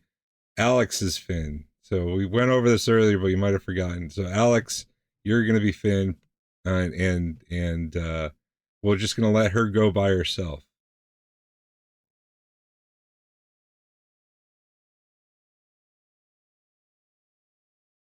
Oh, right, you're absolutely correct. My bad. I mixed up the characters there. Yeah, thanks for catching that. It's easy to get turned around with all the different details. Okay, so yeah, I'm Barnaby, and I'm just going to sit here and keep eating, and also I'll be watching you both. Right, so I'm Finn, and I'm at the table, and I'm looking around at all the people, and also I'm trying to get a sense of what's going on. And as Finn, you're always aware of your surroundings, and that means you're probably noticing all the different details and also, any potential threats or even opportunities too. Right, I see that the other two, they are really focused on the food and drink, so I might just take a little walk and see what I can pick up from all the locals here too.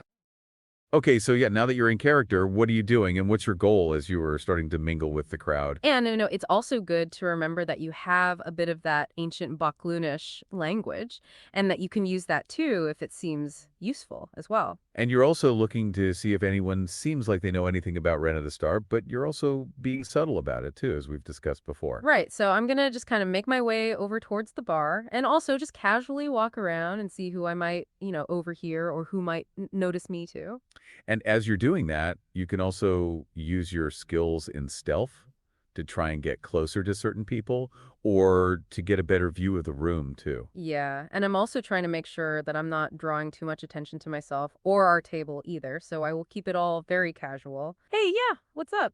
So Finn, are you gonna actually talk to anybody, or are you just gonna try and eavesdrop?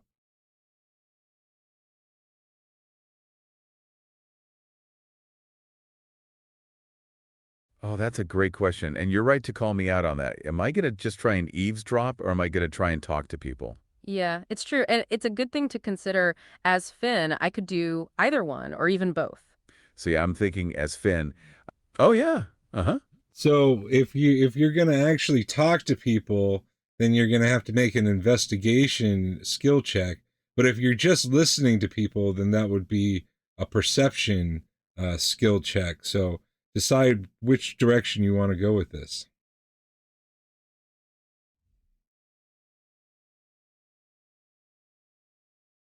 Okay, that's a really helpful reminder, and it's good to know the difference between those checks. Yeah, let's unpack this. So if I'm going to talk to people, it's an investigation check. But if I'm just listening, then it's perception. That's good to know. Right, so you have to decide, do you want to try to actively engage with people and also get some info, or are you going to just listen and see what you can hear? And it also makes sense to decide which approach fits better with your character and your goals in this tavern right now, too. So yeah, with that in mind, which direction do you want to go and what kind of check do you want to make as Finn right now? Well, I think that since I want to get a lead on Ren of the Star and maybe those crystals, I should do a bit of both and start with listening, then try to talk to someone later, too. Okay, yeah, that's a good plan. You'll start with perception, and then later you can make an investigation check if you need to talk to someone directly. That sounds smart. So yeah, that means that I'm going to start by trying to eavesdrop a little bit, and then I am also going to use those skills to connect with people too. And remember, you also have your knowledge of that ancient Bakloonish language and also that crystal too, so you are well equipped for anything. So yeah, yep, go on. Yeah, with that crystal, you should be able to roll at advantage for either of the checks.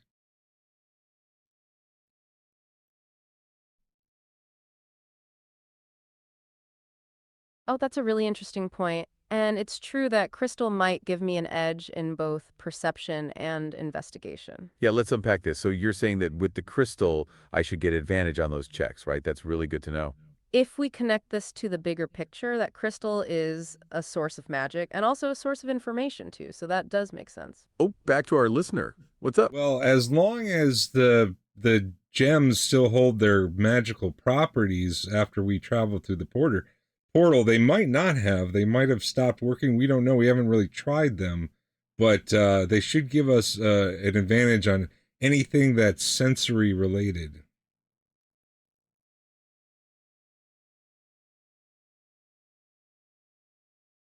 That's a really important point. And it's true, we haven't really tested those crystals since we came through the portal, have we? Yeah, let's unpack this. So you're saying that the crystals might not be working anymore, and we should probably test them out to be sure. That makes sense. And if we think about it, it's possible that the magic of those crystals, it's tied to the Undercity or even to the Weaver, and we just don't know that for sure. Right, like maybe that portal, it disrupted that connection, and now they don't work the way that they did before. Oh yeah, let's hear it. Well, now would be the time to try it out. Finn can see if she can use the crystal and if it helps her or not. And as DMs, we'll just have to decide, did it work or not? Or I can roll for it if you want to leave it up to me.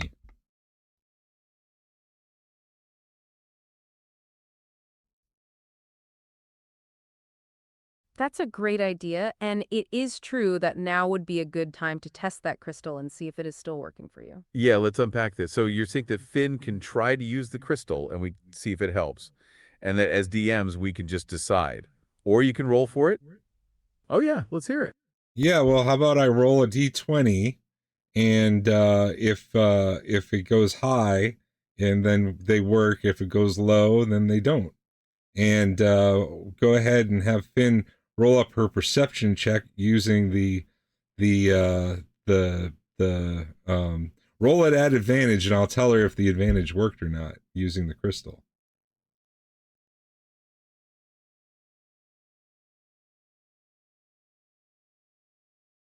Okay, that sounds like a plan, and it's great that you're taking the lead on this and rolling for the crystal's effectiveness. Yeah, so you're going to roll a d20, and if it's high, then the crystal's working. But if it's low, then it's not.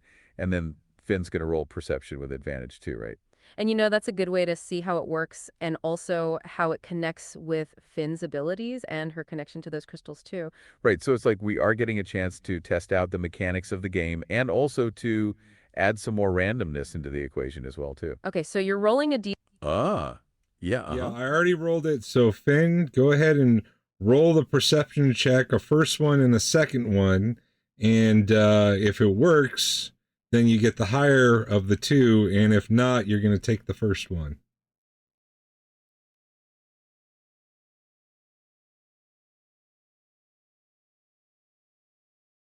Okay, that sounds like a plan, and it's good that you're taking the lead on this and that you already rolled for that crystal. Yeah, so it's like we don't have to guess, and also we can just move forward with the game and see what you have in store for us. So with that in mind, I'm ready, and I'm eager to see what the results are and how that will all connect with my perception check as well. Okay, so yeah, Ken, you go ahead and roll that d20 for the crystal, and then Alex, you will be rolling with advantage to try and see what you might hear. Right. So while he is sharing that information with us, I'll also. Oh, yeah. Uh-huh. Yeah, Alex, go ahead and roll those 2 perception checks for Finn.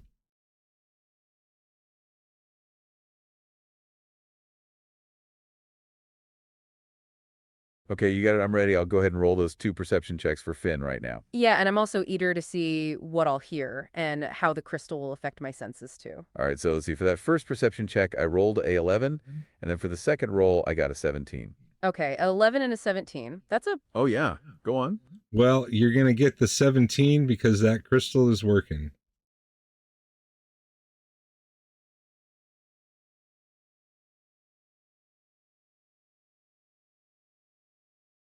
Okay, you're right. You said that the crystal is working, so that means I get to use that 17 for my perception. Yeah, that's an awesome roll. And it's good to know that the crystal is still working and also that it's giving you that advantage as well. So with that 17, I'm really focusing in, and it's like I'm able to get a much better sense of what's going on and who's saying what too. And, that also means that you are able to pick out all those subtle details that you might have otherwise missed. And that's useful for the party, too. So with the crystal, I have an advantage with my skills, and it's helping me pick up on all those little things, which is great and very useful to us. Okay, so yeah, now I know I am using that crystal and also that perception to listen to the different conversations and all the different sounds that are happening in the tavern, too. And it's good to remember that even those magical items, they don't always work the way we expect them to, and sometimes they have an effect we have yet to understand. All right, so we're ready and eager to see how the dice have landed and how that crystal has helped in this tavern scene, too. And remember, as we are getting this information, we're still keeping in mind that we are in the Graggle Barrel and that we're also looking for those clues too. Okay, so yeah, tell us, what was the result for that crystal and how did it affect Finn's perception and also what she picked up from all of this? Well, we're all waiting here and eager to hear what you got and also how that's going to play out for me and for the rest of the group too. Okay, so it sounds like that roll for the crystal, it was a 16, so that means that it did work, and it's also giving me advantage too.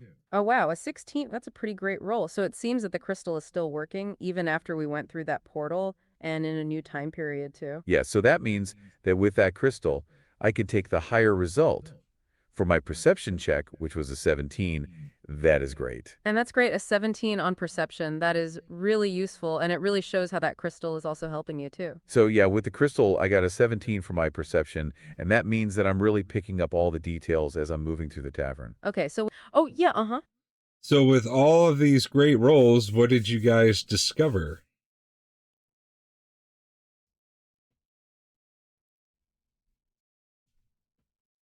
That's a great question. And yeah, with those rolls, we did manage to pick up some interesting details. It's true, and it's good to take a moment to share what we were able to discover thanks to those skills and also to that crystal. So yeah, as Finn was moving towards the Lar and really focusing on the different conversations, it did seem that she overheard some sailors talking about these new maps. Right, and they were saying that these maps, they seem to be appearing out of nowhere, and that they're also showing some very strange routes and some islands that no one has ever seen before. And that is a very interesting detail because it could be somehow connected to all of that time travel and also that portal that brought us here too.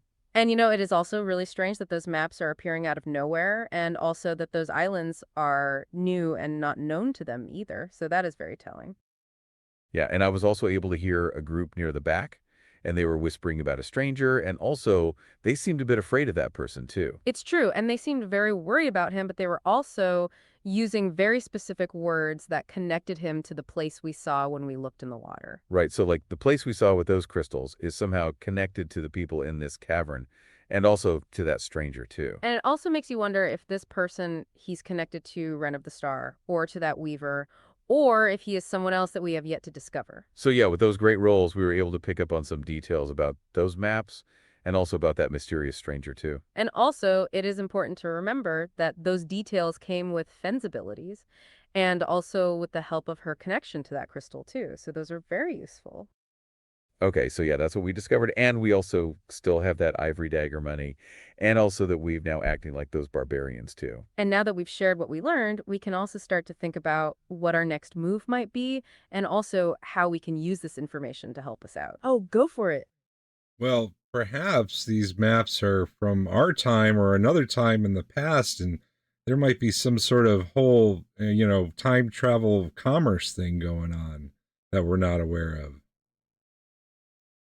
Which we have to pause here. We're running into some technical difficulties on our end. Please come back again later. No, that's it.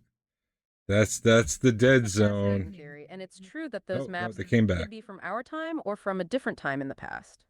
Yeah, that's a great point, Ken. And it's also really wild to think about, like maybe there is some kind of whole time travel commerce thing going on that we haven't even thought about yet. And if we connect that to the bigger picture, it's certainly possible.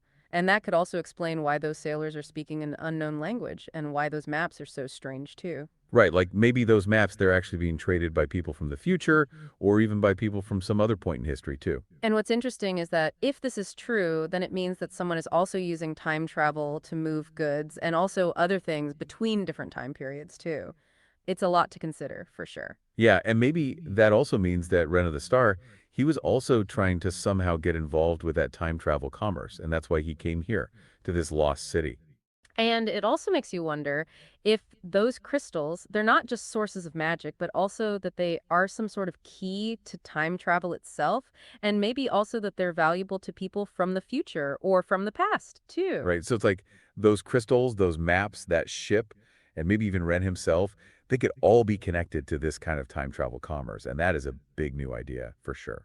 And also, that means that there might be all kinds of people that might be from different times and also different places, all mixed together here in this lost city, too. Okay, so yeah, time travel commerce is now a possibility to consider. And that really does add a whole new dimension to our adventure as we try to figure this out in this tavern, for sure. And it also means that we should be even more careful about who we trust, since there might be people who have a lot more knowledge about this than we do, too. So yeah, with that in mind, and now that we have that idea in our heads, let's get back to the game. Oh, go for it. Those are all very, very good points. And I'm also starting to think that if this city is some sort of mecca or nexus for all of this time travel going on, that could be very well what led to the destruction of the city.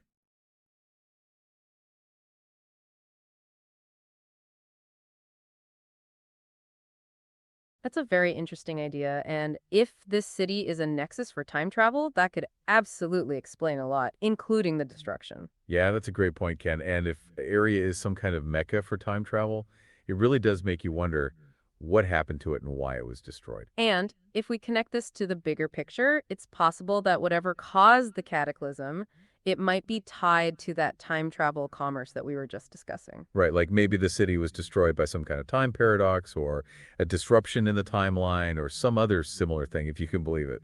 And that's why they also had all of those strict rules about using magic because it was too dangerous to use in this location too. And maybe that also means that that power or that misuse of the magic is what led to the cataclysm that destroyed the city in the first place, too.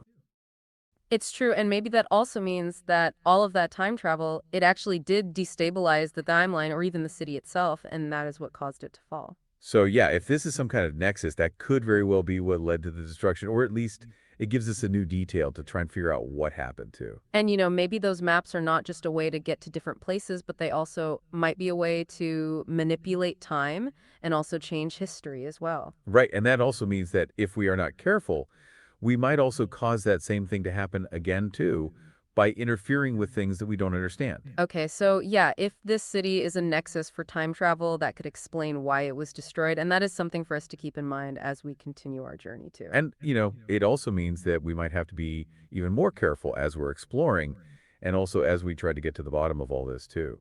So with that in mind, and now that we have this new idea in our heads, we can focus on our investigation and see what else we can learn from this tavern and the people here too.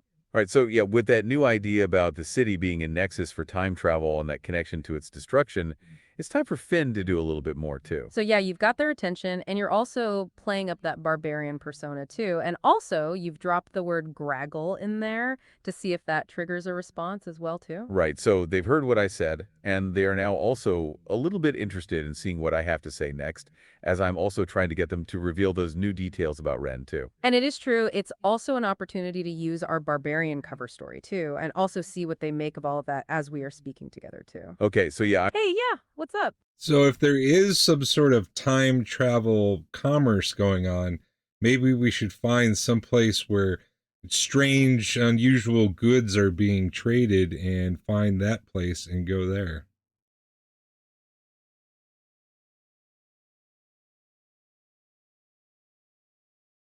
That's a very astute point, and it does make sense that we should try to find that place where strange goods are traded. Yeah, let's unpack this. So you're thinking if there's time travel commerce, we should find that marketplace and go there, right? And, if we connect that to the bigger picture, it's a great idea to try and follow the money, or in this case, those unusual goods too. Right, like if there's a place where they're trading things that are out of time or that seem really unusual, that might also be where we'll find some clues to Ren of the Star too. And, it's also possible that we might even find some more people that know something about the crystals, or that weaver too. And it's also true that such a place would probably attract all kinds of people from all different backgrounds and maybe even different times too. So yeah, it sounds like finding a place with strange goods might be a great way to follow up on our leads and also to learn more about this city too. And as we were saying before, we have to remember that this cavern is also giving us a chance to collect information and to also see what else might be out there too. Absolutely. And also that we are now trying to do our best to blend in and not draw too much attention to ourselves either. So, oh yeah. Uh-huh. So, should we have Finn make another investigation check, or do we want to let Barnaby take over?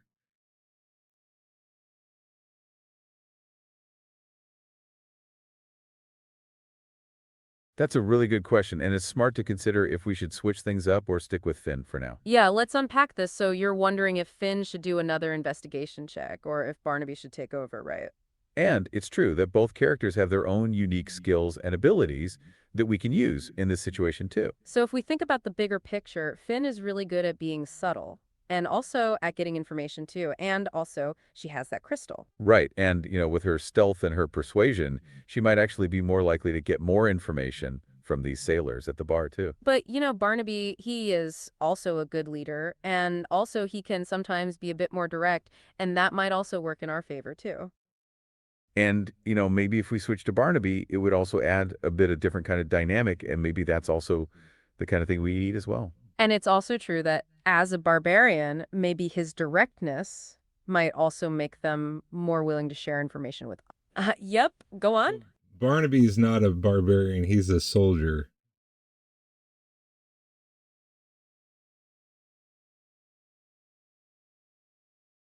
Oh, that's an important point. And you're absolutely right to correct us. Barnaby is not a barbarian, he's a soldier. Yeah, let's unpack this. We've been leaning into that barbarian angle for our cover story, but Barnaby as a character, he's... Oh, back to our listener. What's up? Well, and also in our cover story, he's a soldier that we found in our lands.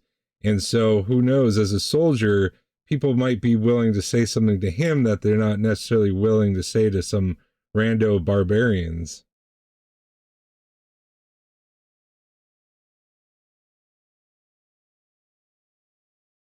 That's a very insightful point. And you're right, as a soldier, Barnaby might be seen differently than just a random barbarian. Yeah, it's true. And that detail really could shift how people perceive us and also how they might respond to us too. So if we connect that to the bigger picture, maybe they would be a bit more open to a soldier. And that might also give us some advantages too as we are exploring the city. Right, like maybe they think that we're more disciplined and also a bit more reliable than a bunch of barbarians that we're pretending to be. And, it's also possible that some people, they might be a little more cautious around soldiers or maybe more willing to share secrets too. It really depends on the situation for sure. Oh yeah, let's hear it. Well, let's go ahead and let Barnaby take his shot. And Jamie, you play Barnaby, so this is your chance to do some real good role playing.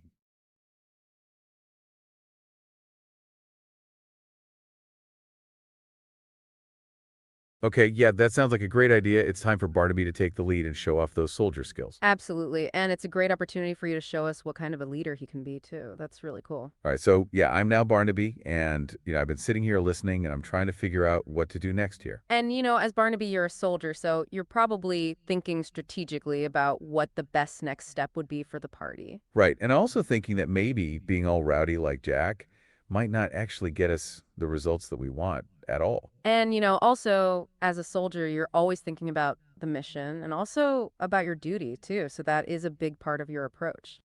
So I think what I need to do is to go over and talk to those sailors and try to see if I can get them to open up and share a few more of their secrets. That sounds like a good plan, and, you can use that to try and see if you can learn more about those maps and about Ren too. And, as a soldier, I'm also going to be direct, but I'll also be polite and respectful. I'm not just a random barbarian either now. It's true. And that approach might also work better than Finn's for these types of people, since they also seem to be a little more serious and not quite as wild as we are pretending to be too. So with that, oh yeah, let's hear it. So let's do it as a straight up dialogue role play. Barnaby, you will act as, Jamie will be Barnaby, and Alex, you go ahead and take on the role of the sailors and just have a little role play back and forth.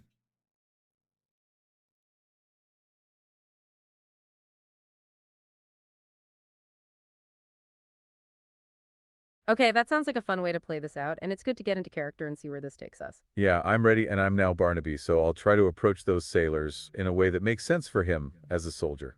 All right, so as the sailors, we are sitting at the bar and we are talking about those strange maps. When you walk up to us, Jamie, what do you say?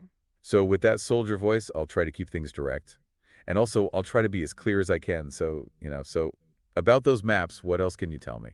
And as the sailor, I look at you for a moment and then I take a swig of my drink and I say, well, we already told your friend, but we only saw them being traded by some strange people from the South.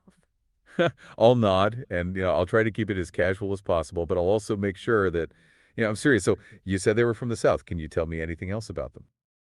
And I'll kind of lean in a little closer and say, well, they're always talking about the past and using all kinds of old words. And they seem really interested in the history of the area. Okay, I'll think for a moment and then I'll look at my group and look at you again. And I'll say, and this leader, did he seem like he was from this time or not? I shrug a little and take another drink and say, well, he seemed to know a lot about the place, but he also seemed very focused on his own mission, too. And, he seemed like he was from somewhere else. I'll nod and say, and these maps, you said they were strange. What do they show? What is it about them that seems so odd? And I'll say, well, they show routes to islands that we've never seen before and places that no one has ever heard of. That's all I can really say. Okay, so I'll take all of that in and then I'll nod again and then say, all right, thank you for that. And also for being honest, I appreciate it. As the sailor, I'll look at you and then I'll just nod back and I'll say, just be careful. Those people from the South, they seem a little bit strange. you know, I'll look around at the bar and take a deep breath and nod again. And then I'll walk back to the table and let you all know what I heard. Ah, And yeah. and I whisper to Barnaby, Jack does, and says, "Hey, did you find out where we could find one of those maps or any of those people?"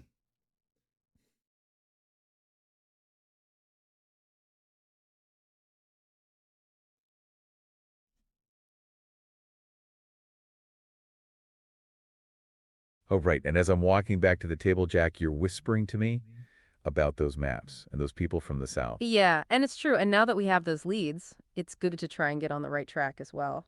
So I'll lower my voice a bit and say to you, well, I did hear that those people with the maps, they came from the south end of the city, and also that they are really interested in the history of this place too. And it's true. And now that you've made your way back, we can share what we learned and then we can also plan our next step too. Right. And Oh, yeah, uh-huh. Well, I say to the group, "Hey, we really need to figure out where we're gonna go next." As it seems, even though we've learned this information, as far as physical travel and direction goes, we're at a dead end. We're stuck at this tavern until we can figure out something better.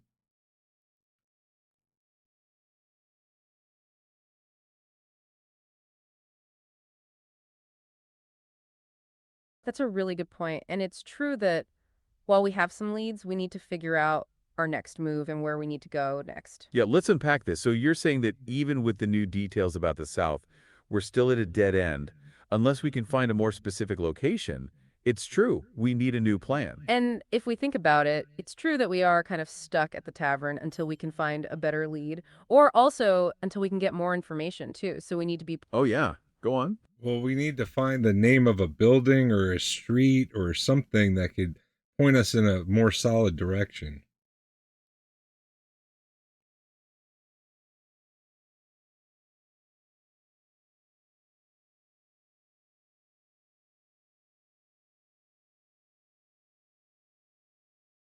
That's an excellent idea. And it's true that finding a specific location would be really helpful for us right now. Yeah, let's unpack it. So you're saying that we need the name of a building or a street to give us a solid direction, and that's a good way to go. And, if we connect that to the bigger picture, having a specific place to look for, it will make it much easier to move forward with this plan. Right, like knowing that it's the South, it's just not enough. But if we have a location, that could also be a good way to gather those clues too. So it's time to think about how we might be able to get that kind of information since we don't have much to go on right now. And, that also might mean using some more of our skills or even that knowledge of those ancient Baclinish words too. It's true, and maybe we can even try to get a sense of what kind of places those strange map sellers might have been too. Right, so we're not just looking for a building, we're also looking for a place that has some kind of connection to that map or to those traders as well. And, it might also be a good idea to think about the kind of locations that they might be interested in too, for trading or anything else. So yeah, that's a really good way to move forward, and it gives us a focus and also a new goal to aim for as we are trying to make our next plan here. And it's also true that even though we have been focused on those new leads, we still need to keep our minds open and also, oh, yeah, uh-huh. So do you want Jack to take over and into the investigation?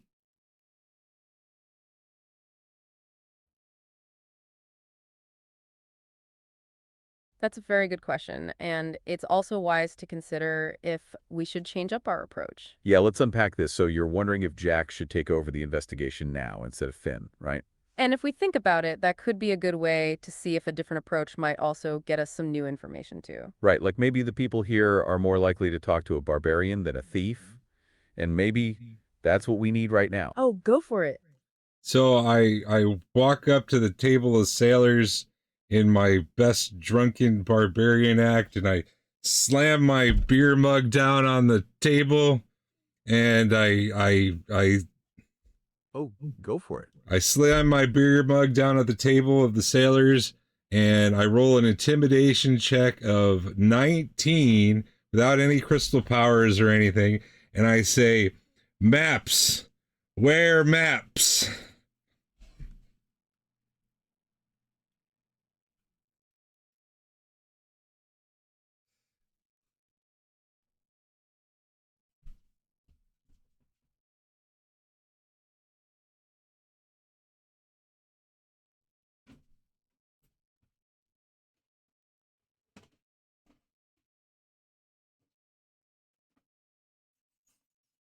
I think I fried its brain.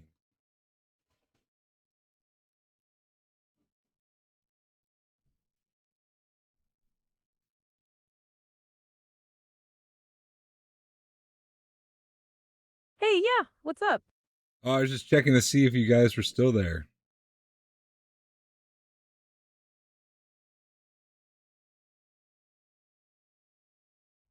Oh, yeah, we're still here, and it's great to hear from you. And we were just in the middle of figuring out our next move at the Graggle Barrel. We're definitely still here, and we were actually just about to get into what our characters were doing at that table. It's true, and it's always good to hear that you're still with us as we are trying to navigate this complex situation in this new area. So yeah, we were just about to switch to Jack and, have him try to talk to those sailors directly too. Right, and we Oh yeah. Uh-huh. So Jack, in his best barbarian impression, drunkenly slams his beer mug on the sailor's table, rolling an intimidation check of 19, and says, "Where are the maps? Need maps. Where maps?" And being all barbarian.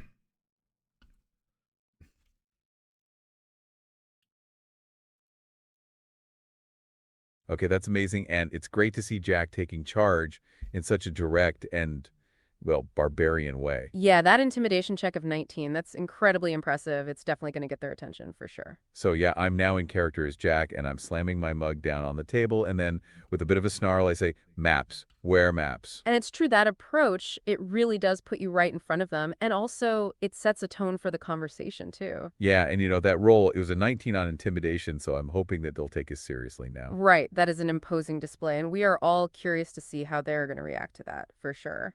Okay, so with that in mind, let's see what happens next as you're demanding information about those maps from those sailors. And also, as you're also trying to be a barbarian and using all of the power that you have as you are doing that, too. Yeah, and now that we have that crystal power and our skills, It should be an interesting encounter. So let's see where it leads us next. So you slam your mug down, and then you say, maps, where maps? And now we are all waiting to see how they're going to respond to your question. Yeah, and it's a big test to see if that intimidation roll is going to be enough to get them to open up to you too. Okay, so as you slam that mug down and then say, maps, where maps? The sailors look at you, and then they all exchange a look with each other. Right, and you can see that some of them seem a little intimidated and others look a bit amused too, and that's kind of what you were hoping for. And then one of them, a bit older and with a scar on his face, he says, well, those maps, they're sold by people from the South. They usually set up shop near the old docks. Okay, that's actually pretty useful. So it seems that we have a more specific area to look for now, and that's great that we're getting some results. And, he was direct and he seemed honest, but we also have to keep in mind that he could be misleading us as well, too. Right, like we don't know if he is telling us the truth or if he is also trying to get us out of his hair as well. Yep, go on. Well, I think it's helpful, and I say thank you, and I grab the wench and I give her a silver coin, and I point at the sailors and I say, beer, beer for the men.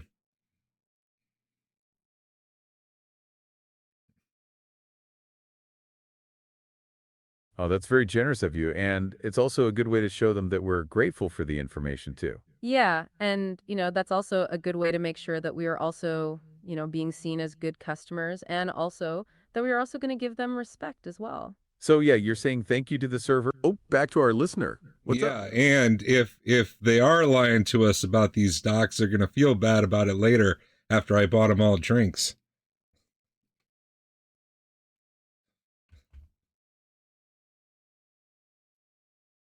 That's a really interesting perspective. And it's true that if they are lying, they might feel a bit guilty after you bought them drinks. Yeah, let's unpack this. So you're saying that they might be more likely to regret lying to us since we were kind enough to buy them beer, later on too. And if we think about it, that's a pretty good way to play it. And maybe they will even reconsider what they said if they feel a bit bad about it. Right, like maybe they'll even come clean later on and tell us the truth if they realize that they have made a mistake with us too. And it also shows that we are not just a bunch of rough barbarians, but that we are also generous and also we can be kind too. And, that might all. Oh, yeah. Let's hear it. So as we're drinking with these guys, do any of them change their story about the docks, or are they sticking to that?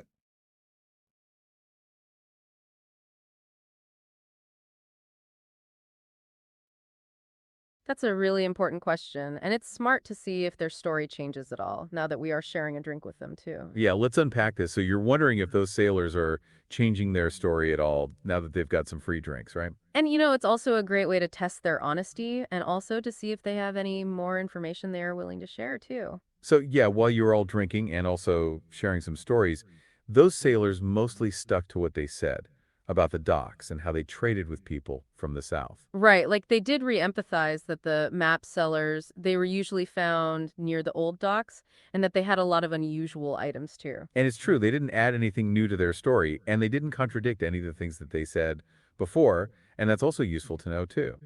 It's like even with a little bit of extra time and free ale, they didn't really share much more or try to take back any of the things that they said either. So, it does seem like they were being mostly honest with us, but it is also true Actually, that they might not be telling us everything too. And if we connect that to the bigger picture, it means So, that we should take yeah, those rolling leads with a dice grain of on the salt, roll and we 20 should on probably that. try to also find even more clues to help us out too if we can. And also, they also said that those people, they were mostly just focused on trading and also on selling those maps too. Right, and that those sailors didn't seem too concerned about those map sellers, which might also mean that they were just telling us what they knew without adding any extra drama or details either. So yeah, it seems like for the most part, their story is consistent even after we bought them those drinks. And, it seems that we have a lead and we have to see what it's all about down at those docks too.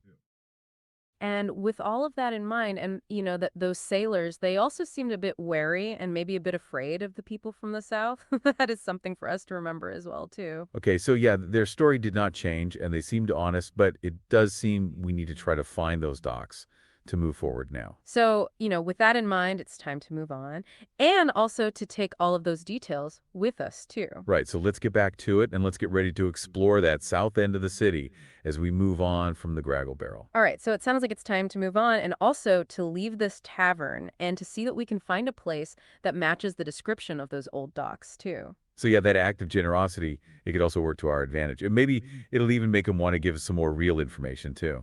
All right, so as you give the server that saver I'm coin, not sure what you're and the asking, sailors and say, cuz gun. beer for the men, she smiles and says, "Oh, well, that's very kind of you, and I'll take care of it right away." And you can see that the sailors, they are also looking over at you, and they also seem to be a little bit surprised by that very generous gesture, too. Right, and, they also probably know that we're gonna be more likely to get to more info from them too, and that we're not just trying to get something for nothing. And, with that in mind, we are now waiting to see how that all plays out as we continue to explore this tavern and all of its secrets. Okay, so with that in mind, and now that we have that all settled, we've got a bit of a new plan for the next steps in this story as well. Yeah, and we also know that we need to head towards the old docks as we've got that new lead, too. So that will be our next big direction to follow.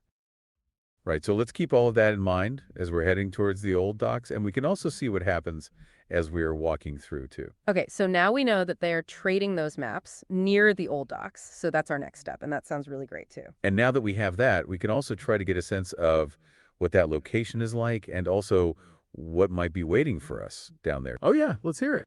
So are we going to run into any trouble on the way to the docks, or is it just going to be a leisurely walk in the night in this strange city?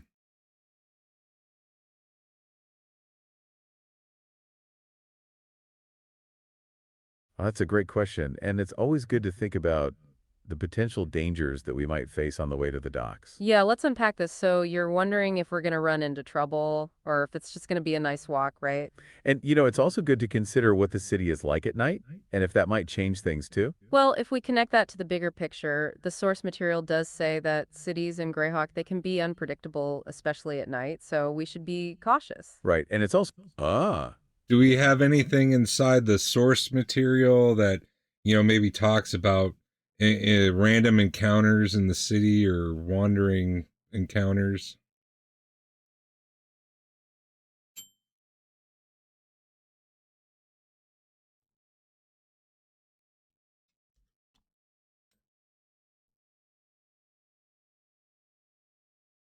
that's a great question, and it's always good to know what kind of encounters we might run into. Yeah, let's unpack this. So you're wondering if the source material has anything about random encounters or wandering encounters in the city, right? And that's a good thing to think about since we are heading out at night and we're not exactly sure what awaits us in that lost city too. Well, if we connect that to the bigger picture, the source material doesn't have a specific section about random encounters in area since it's a lost city and not really a main location that's explored with those kind of details. Right, but it does have some general tables for urban encounters and wandering encounters in other cities in Greyhawk, so we can also use those as a guide too if we need to. And if you recall from those materials, they have all kinds of different things that we could run into, like thieves or guards or even some strange beasts too, depending on the area. And all of that could also fit here as well too.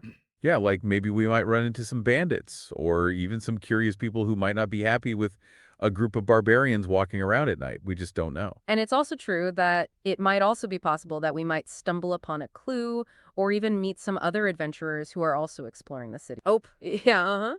Well, why don't you guys pick one of those encounter tables out of the source material and tell me what it is, and then I'll roll a die and find out if we hit anything.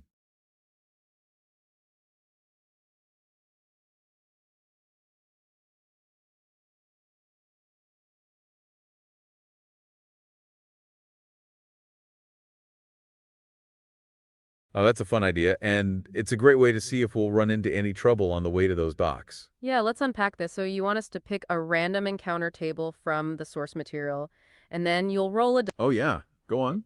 Preferably a urban random encounter table.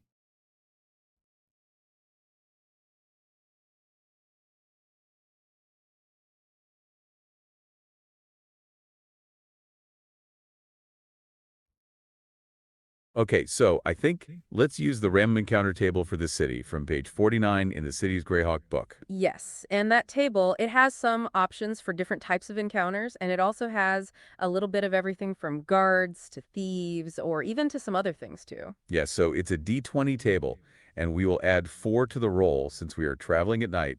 That is a good detail from the rule book for urban encounters. All right, so you're going to roll a d20 and then add 4 to the result, and then we'll see what kind of encounter we run into. Oh, yeah, uh-huh. So I'm curious. So if you add the 4, is that going to skew it more towards the tougher or the easier?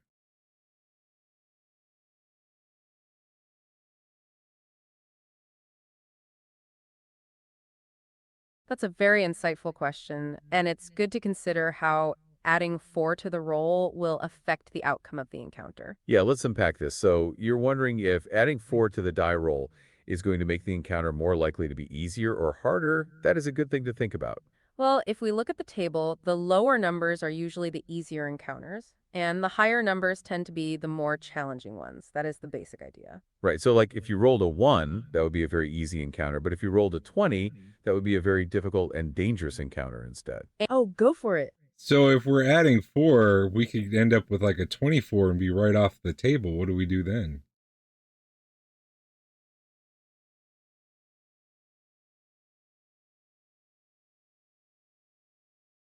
That's an excellent point. And it's true that adding 4 could result in a number that is off the chart. That's something we should consider. Yeah, let's unpack this. So you're saying that if we add 4 to the D20, we could get a total of 24 and we would be completely outside the range of the table.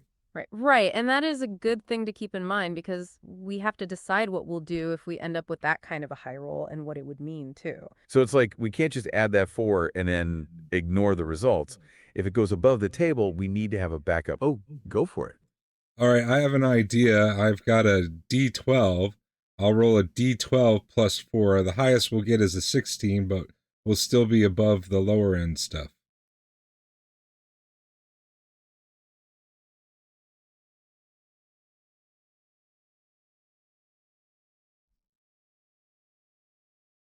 Okay, that's a really creative solution, and it's great that you're thinking about how to keep the roll within a range that makes sense. Yeah, let's unpack this. So you're going to roll a D12 and then add 4, which means that the highest you can get is a 16, and you'll still be above the lower numbers on the table. That's a good idea. It's true, and if we think about it, that's a really good way to keep the roll within the table's range, but also to make it more likely to be a tougher encounter as well, for sure. So yeah, that worked perfectly, and now we don't have to worry about rolling something that is too high and off the table too. That's very smart. And it also highlights that we can use all of those skills to be creative and also to find a good solution to any challenge that we are facing in the game too. Right? Hey, yeah, what's up? So I got a 2 plus 4 is a 6. What's a 6 on the table?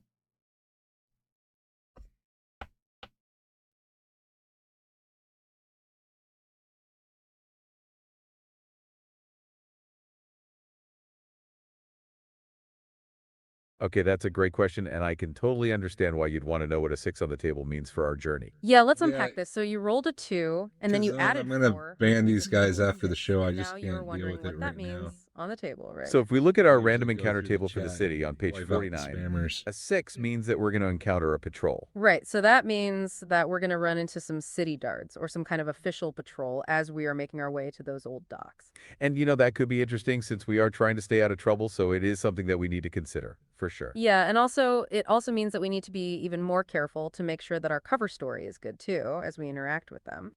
So yeah, that's a 6, which means a patrol, and now we can try to figure out how to move forward with that information too. Right, and it also means that those sailors, they might not be the only ones who are keeping an eye on things in the city too. So we should remember that as we continue forward. So yeah, now that we know that, it's time to get ready for that encounter and also to try and use all of our abilities to get through it too. And it's also good to keep in mind that this might be an opportunity to learn something new or even to get closer to our goal too, if we are careful, for sure. Okay, so a 6 means a patrol, and with that, let's get back to the game and also to see how our characters react to this new development. All right, so now that we Oh yeah. Uh-huh. So this is a city patrol, like a city guard.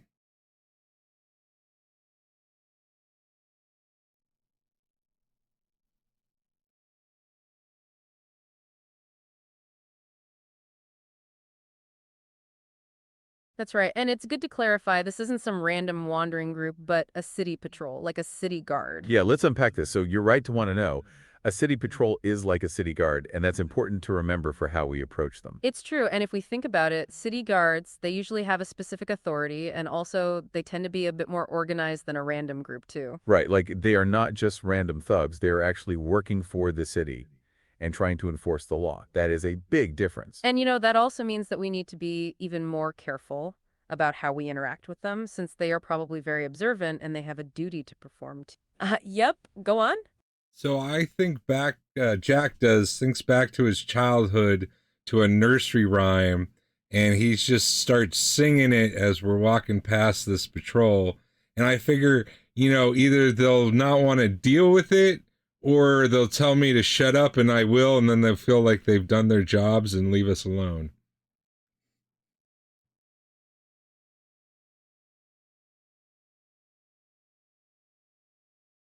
Okay, that's a very unexpected approach, and it's interesting to see Jack drawing on a nursery rhyme to deal with this situation. Yeah, let's unpack this. So you're saying that as we're approaching this patrol, Jack is going to start singing a nursery rhyme to see what happens. That's a pretty wild idea. And it's true, if we think about it, that could either make them, not want to deal with us, or it could also draw their attention even more. It's hard to say for sure. Right, it's like a gamble. And, maybe they'll just see him as a bit strange and they'll decide not to mess with us, but also it could easily backfire and cause us problems too. And it is true that they might tell him to stop, and if that happens, then we will just have to be quiet and see if that satisfies their need to engage too. So yeah, you're saying you'll use that nursery rhyme to see what happens, and you're hoping that they'll either ignore us or they'll just tell you to stop and then they'll leave us alone. That's the idea. It's a very creative approach, and it also shows that sometimes a very unexpected move can actually be the best way to deal with these situations, and maybe even it'll get us some information too. So yeah, it's a gamble, it's a bit risky, but it does make sense for a barbarian to do something a little bit unusual and also a little bit unpredictable too. All right, so with that in mind, let's see how they react and also what happens next as we approach the patrol and as Jack sings that nursery rhyme too. And we'll also be ready to change our plan if we need to so we can see what they do and also what we need to do to get through that encounter too.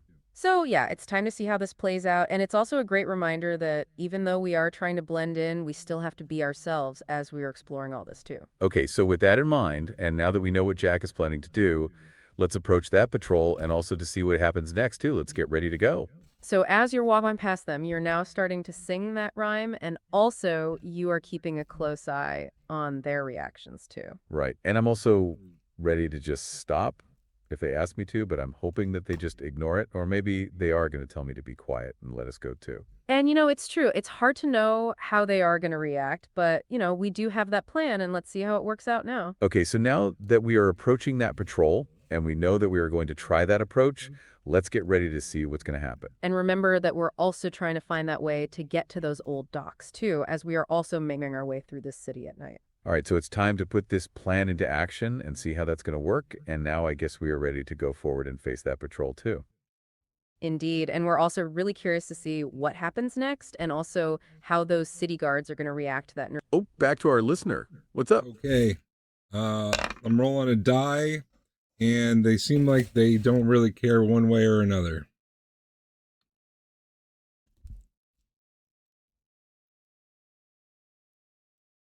Okay, that's a pretty clear result, and it does sound like our approach didn't have much of an effect on them at all. Yeah, so they just don't seem to care that you are singing. They're just kind of like, whatever. That is good to know, though. It's true, and if we think about it, it means that that strategy wasn't all that effective this time, but we did give it a try. Right, so they're not going to stop us. And they also didn't see. Oh yeah, let's hear it.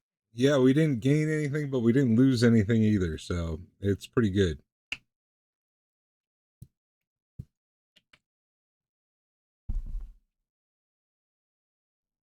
Yeah, that's a great way to put it. We didn't really gain anything, but we also didn't lose anything either. So it's a pretty good outcome. It's true, and sometimes a neutral result is actually a positive thing too, if we think about it. And, oh, yeah, let's hear it. In Dungeons and Dragons, when you're a group of second level adventurers, sometimes just not dying is a good day.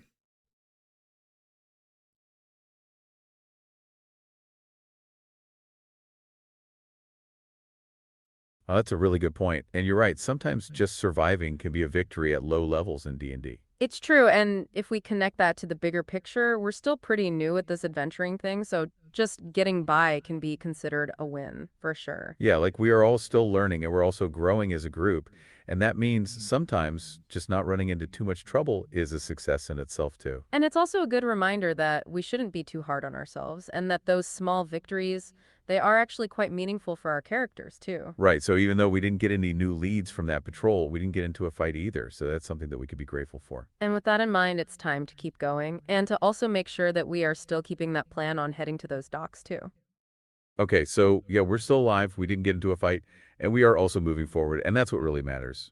for now as well, too. And with that in mind, let's get back to our journey and also to what we were just about to discuss before we took that moment to reflect. So now with that plan, let's see what happens next and also what we're going to be able to do about that, too, as we keep exploring. Okay, so yeah, we're now on our way to the docks, and, Jack is doing his best to act like a barbarian as he's singing that nursery rhyme, too. And it's also a good time to think about how this city works and also all of the information we've gathered, too, on our journey so far. So yeah, it's a city patrol, and that does mean we need to be a little bit more cautious and also a little more careful about how we respond to them as well. Okay, so we know that they're city guards, and that means it's time to get ready and also to use all of our skills and also our charm, too, to get through this. And it's also good to remember that we have these ancient Buckloonish words, and maybe that will help us connect with them or maybe even give us a better reason for being there too. Right, and also that Ivory Dagger money, too, and maybe that will come in handy to be able to get past them as well, since we have that money to work with. So yeah, we all about to encounter a city patrol, and that also means we have to use all of our skills and also all of our smarts too, so we can get past them. Okay, so now that we know that it's a city patrol, that is going to be our next encounter. Let's see how we're going to handle that situation and try to move on to the old docks. And it's also important to remember that those patrols, they're also part of the city, and it's also an opportunity for us to also try to learn even more about this ancient place too. So, yeah, with that in mind, it's time to get ready and to see what happens next, and also to see if we can use this situation to our advantage, too. Let's see what's going to happen. All right, so now that we are clear on what we are about to encounter, let's get ready and see how we handle this and also see if it moves us forward in our plans too. Okay, so yeah, we know it's a patrol, and now we need to use all of our skills to get through this, to make it to the docks, and get a little closer to the truth. And right as we do that, we're going to make sure to use our cover story and also to try and blend in as best as we can so we don't draw too much attention either. So yeah, that means you're going to roll a d12 plus 4, and then we'll see what kind of encounter we run into as we are making our way through the city, too. Okay, so yeah, you're set and it's time to roll that die and also to see what kind of encounter we might have as we continue our quest. And, also we have to remember that we are still trying to keep an eye out for anything to do with those strange maps or even Red of the Star, too. Okay, so yeah, we're ready to go and also to see what kind of trouble or what kind of interesting situation that we're going to encounter next. So we are all eager to hear what you rolled, and that also means that we are really trying to see where this path is going to lead us now. Okay, so yeah, you roll a 2 and adding 4, that makes it a 6. So what does that mean for our journey to the docks? Okay, a 6 on the random encounter table. That's a pretty interesting result. So let's see what that... All Yeah. right, you guys, you got stuck in a loop. We already did the patrol. Oh, yeah, uh-huh. We already did the patrol. We made it to the docks. Give us a description of the docks and everything we see. The old docks.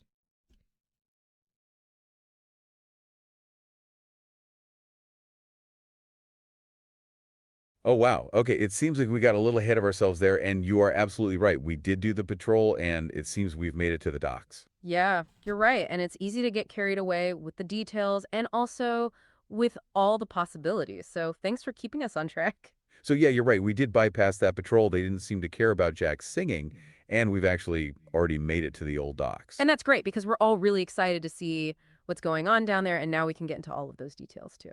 Okay, so yeah, let's get to... So now we are at the old docks, and we are ready to give you a description of everything we see, too. Right. So as we are approaching those old docks, we can see that this area is a lot different from the rest of the city too. Yeah, it's like the pristine white stone is giving way to a more worn and also a more weathered kind of stone instead. And what's fascinating is that the docks, they're actually made from a variety of different kinds of materials. And some of that is old wood and stone. And also it's all a little bit ramshackle too. And you can see that the docks, they are also a bit older, and they do look like they have been used a lot over many years. And also you can see the wear and tears from the ocean. And if we connect that to the bigger picture, it does seem like this area, it's a place that has seen a lot of activity and probably a lot of change over time too. Right, and you can also see all kinds of different ships that are docked along those piers too, and some of them look really old, and also some look much more recent too. And what's interesting is that they also look like they're from different places, and you can also see all of the different kinds of flags that are flying from their masts too. Yeah, and you can also see that some of the ships, they seem to be carrying all sorts of cargo and goods, and you can see people unloading crates and barrels and all kinds of different things too. Oh yeah, go on. Well, I'm going to use my history check and look at these flags and see if any of these flags are from countries of our time and not necessarily of this time.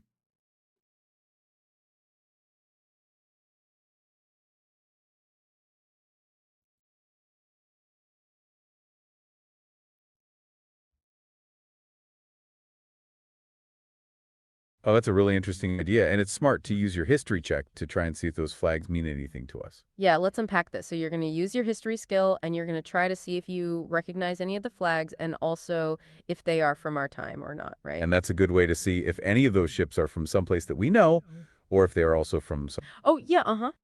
So I rolled a 16 on my history check, and if to see if anything's out of time and space in this area.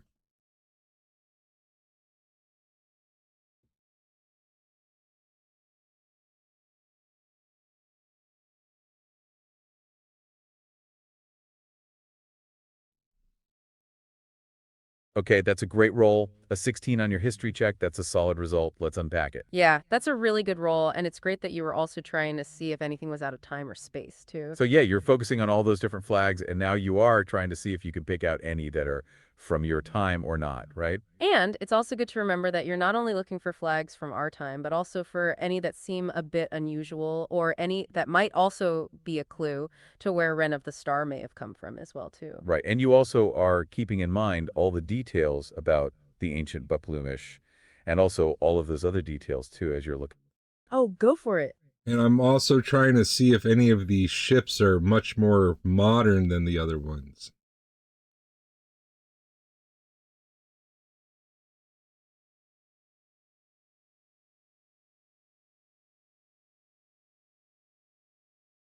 That's a very insightful addition, and it's great that you are also trying to see if any of the ships look more modern than the others. Yeah, let's unpack this. So you are also checking for any ships that seem to be out of place, or if they seem like they're from a later time period. That is really smart, for sure. And if we connect that to the bigger picture, that's a great way to spot ships that might have also been using some kind of time travel technology to get here, if that's even possible. Right, so it's not just about the flags, but also about the ships themselves, and also about their design, and also what they are carrying, too. So yeah, you're not only checking. Oh, go for it. Yeah, if these guys are transporting goods through time and space, they're going to need some kind of time ship in order to do that with.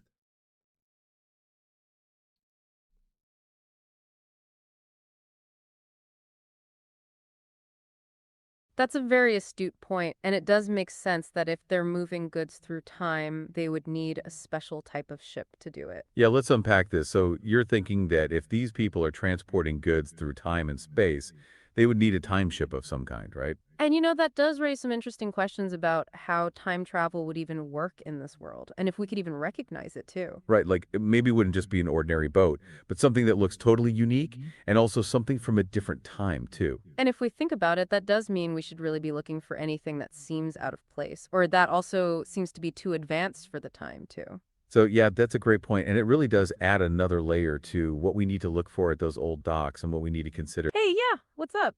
So with Jack's roll of 16, what does he find and discover?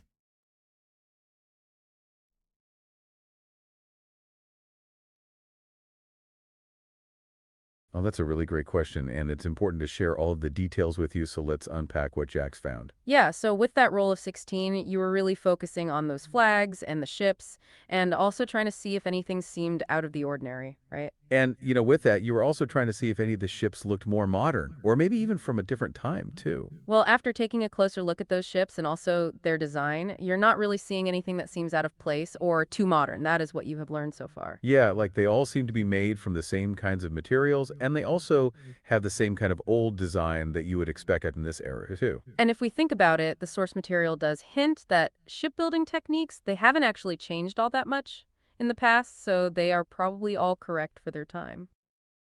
Right, so it's not like we are seeing, any sleek metal ships or anything with advanced technology. It all seems very similar and very much from this time period instead. So yeah, you're not picking up on any ships that are from our time or from a future time. They all seem like they're all from here or nearby too, and also from around this era. And that also means that those maps and those people who are selling them, maybe they are not from the future, but also from this time period too. And That also changes the angle a little bit too. And it's also good to remember that, not everything is going to be time travel and that we might just be dealing with a bunch of people from this region and time period too. Okay, so yeah, no ships from our time. And now we have a clearer sense of the kinds of boats that are being used in this port city and also at these old docks too. And that also means that our time travel commerce idea might be a little bit off, and we need to start thinking about those other possibilities too. That's important. Okay, so with that in mind, and now that we know that we are mostly dealing with ships from the time period, let's move on and see what we can find with those map sellers too. Indeed. And what's also fascinating is how we came to this conclusion and how it was all connected to a question that you asked too. Right, and we're always learning from these details, and that helps us to narrow our focus on what's really important as well. All right, so with that, we've explored the flags and the ships, and now we're ready to start looking for those map sellers at the docks. Yeah, and we'll be also keeping an eye out for anything that feels out of place or for any other clues too as we are exploring. So yeah, let's keep moving and let's see what happens as we. Oh yeah. Uh-huh. Well, I think the next step would be for maybe Barnabas or Finn to make an investigation check. Who wants to take the lead on this?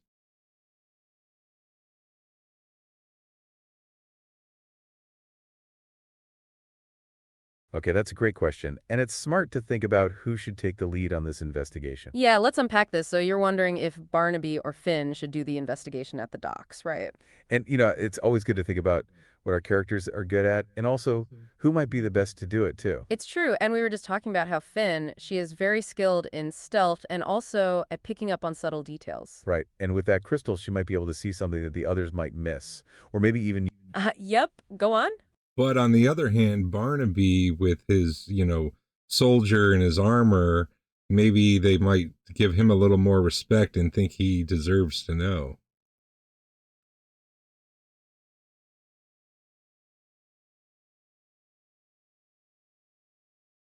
Oh, that's a really good point. And it's true that Barnaby, with his armor and his soldier background, he might actually command more respect. Yeah, it's like people might think that he's someone who deserves to be listened to and also that he might have the authority to get some answers too. So yeah, maybe letting Barnaby take the lead on this investigation is a good idea since those people might be more open to him than they might be to a thief or a sneaky road.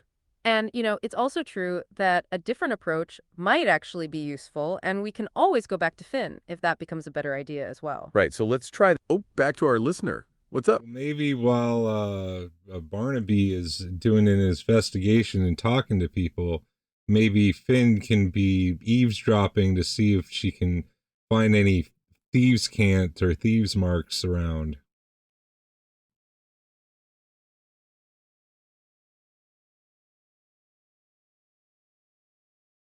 That's a really interesting idea, and it's true that Finn could be doing something useful while Barnaby is taking the lead. Yeah, let's unpack this. So while Barnaby is doing his investigation, Finn can be also trying to find those thief's marks or even some thief can't. That's very clever. And if we think about it, that's a great way to use Finn's skills and also to see if there are any other thieves that are operating in the area too. Right, like maybe the thieves have some kind of connection to the map sellers or maybe even to Ren of the Stars. So it's good to keep that in mind as we go forward. So yeah, that's a great way to do it. And that also allows us to use both of their skills and also to cover more ground at the same time too. Okay, so with that in mind, it's time for Barnaby to take the lead on the investigation and for Finn to also look out for any other kinds of clues that might be around too.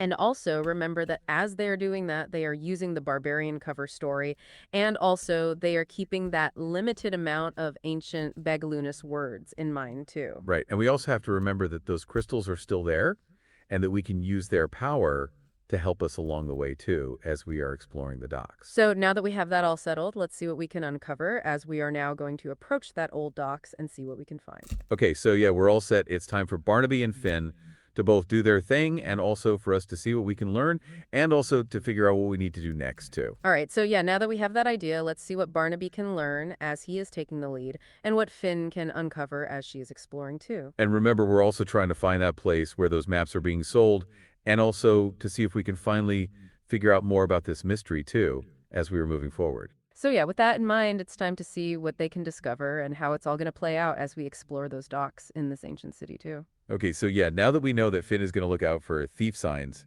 and also that Barnaby is going to do the main investigating, let's see what happens next for all of us. Right. Oh yeah, let's hear it. Well, the best way to do that, since we're playing D&D, is to roll some dice.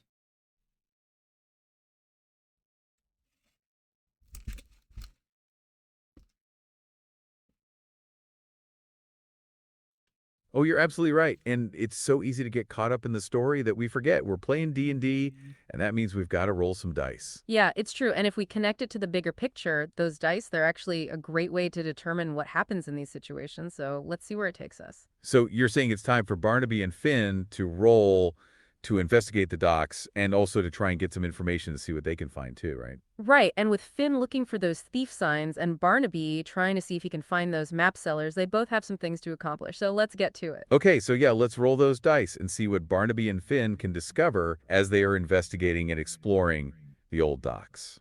And remember, as we are doing that, we are also keeping in mind that we are barbarians from the north and that Oh yeah, let's hear it. All right, we've got plenty of things in mind, guys. Just roll the dice.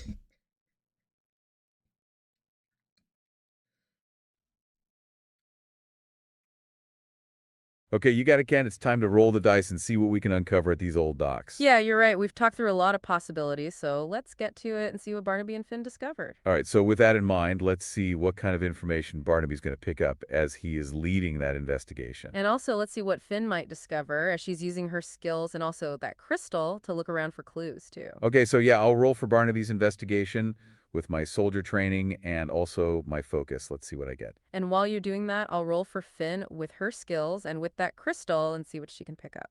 Okay, so I rolled a 12 for Barnaby with his intelligence and also his proficiency bonus, so that's a good, solid result. Okay, and for Finn, with her perception and also using that crystal, I rolled an 18, and that is a very solid roll as well. Yeah, so that means that we both got some good results, and we also both have some interesting leads that we need to explore. Absolutely. And now that we have those results, it's time to share what we managed to uncover with our skills and also with our abilities, too. Okay, so with that 12, Barnaby, he was exploring the area and he was trying to talk to some of the people and see what he could learn and also get some answers too. Right. And while you were doing that, I was trying to use that perception and also my skills as a thief to see if I could find any of those thieves' marks and see how this all connected. Okay, so with my role, I mostly focused on the practical side of things, and I was trying to see if I could find a location that fit with the description that we got from those sailors back at the tavern. And with my role, and also with that crystal's help, I also picked up a few different types of thieves' cant that were around. And also I was able to recognize some symbols too. Okay, so yeah, after taking a closer look at the docks, it seemed that most of them were pretty old, and also some of them were actually not usable anymore. But what was really interesting was that I managed to find some thieves' marks near one of the piers that actually looked to be the most active, and it seemed to have the most ships there too. And as I was walking around, I saw that some of the buildings that were nearby also had some of those old markings that might have some connection to the map sellers as well, too. Right. And, it seems like this is a place that is used by all kinds of people. And also, it's a place where there is a lot of activity going on, too. That's for sure. So it seems like there are several different groups who might be using this area, and maybe some of them are even connected to all of this, too. And that also means that our leads from the tavern are now a little bit more specific. And it does seem that this part of the docks is where we need to be right now. Okay, so we have a location, and we also have a sense that the thieves might be operating near the same area where those map sellers are, too. That's useful. And, we were also saying that those crystals, they're also a source of power and also a source of knowledge. And now we are putting that to the test right here, too. Yeah, yeah, uh-huh. So I'm thinking like Ren the Star used to be the head of the Thieves Guild in our time, right? So we should investigate the thieves, should we not? The current local Thieves Guild.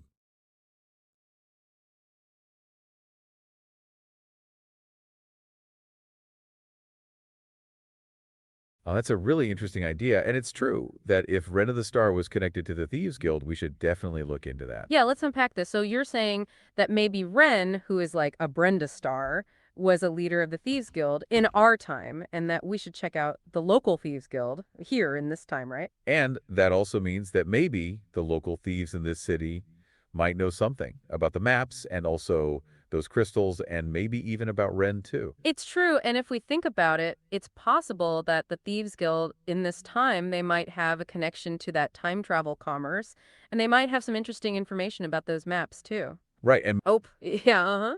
So can Finn use the markings to guide us to a thieves' den or a thieves' guild or some kind of thief establishment?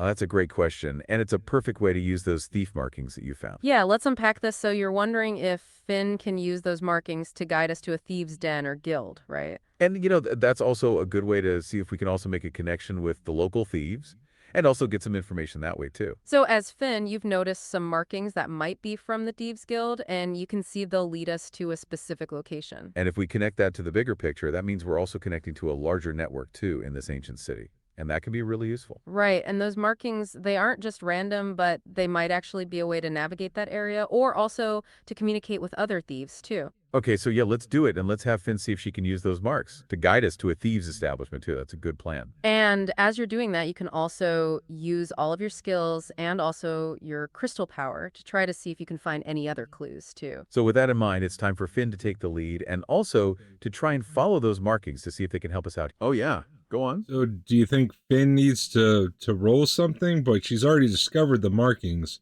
So do you want me to roll to see if they lead somewhere? What do you want to do?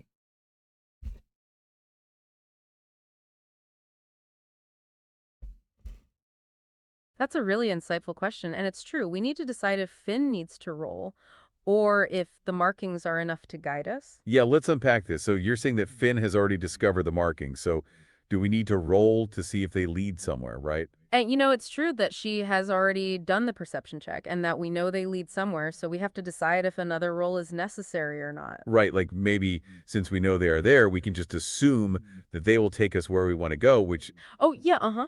Well, it sounds like that they lead somewhere, so we follow the marks, and where does it lead us to, DMs?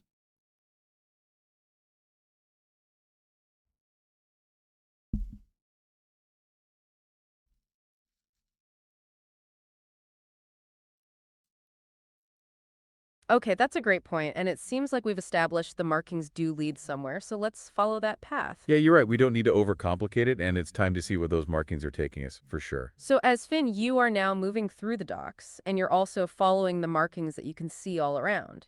Right, and it's like those markings, they are subtle, but they're also very clear to those who know what to look for, too. And you can see that they are guiding you through a maze of narrow alleyways and also down some less traveled side streets. Yeah, and if we are going along, we can also see that the buildings are getting a bit more run down, and also that the area is getting a little more secluded, too.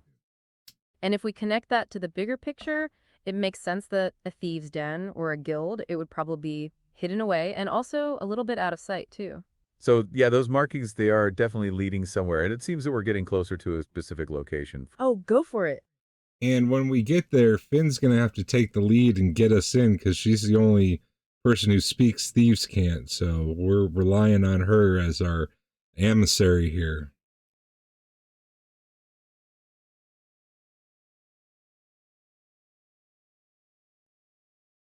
That's a really interesting point. And you're right, Finn is the only one who knows that thieves can't, so she will have to take the lead. Yeah, and it's true that we're relying on her to get us through this, and it makes sense since she is the one that also found those markings in the first place, too. And if we think about it, that means that she's going to be in charge of the approach, and also she'll be the one that does most of the talking, too. Right, and, since this is all connected to her skills and also her abilities, it's time for her to really shine in this moment, too, for sure. So, with that in mind, and, as we approach that door, it's good to remember that it's going to be Finn that's going to be doing the talking and leading us in. And that means we also have to be ready to back her up as she's doing that, and also to support her in whatever way that we can, too. So, you are right. We are relying on her, and it does make sense that she'll be taking the lead when we get to that door. That is for sure.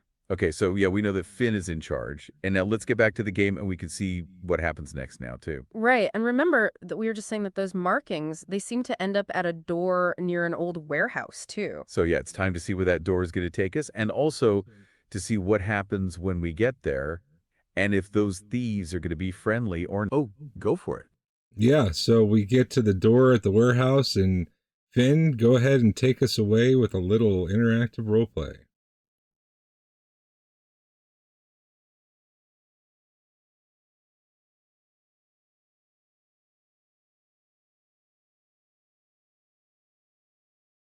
Okay, yeah, that sounds like a fun way to approach this. And now that we're at that door, it's time for Finn to take the lead, and we're ready. Absolutely. And, it's a good way to use her skills and also those ancient Bakhludish words and all of that too. So let's see what she does. All right, so now as Finn, I'm approaching that door, and it looks old and worn, and, it seems like, Hey, yeah, what's up?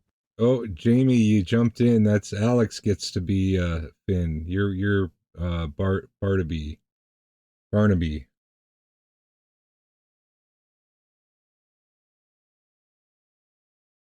oh, you are absolutely right. My apologies. I did jump in, and it's easy to get carried away. Yeah, thanks for catching that. I got a little turned around there.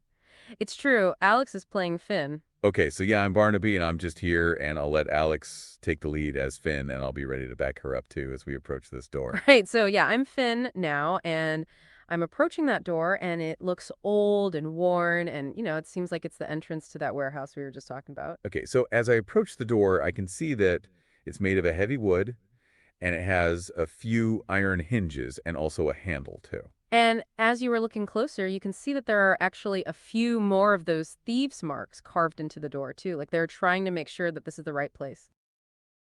Oh, right, you're absolutely correct. My bad. I mixed up the characters there. Yeah, thanks for catching that. It's easy to get turned around with all the different details. Okay, so yeah. Oh, yeah. All Uh-huh. right, Finn. So I guess you do your little secret thieves knock on the door, and a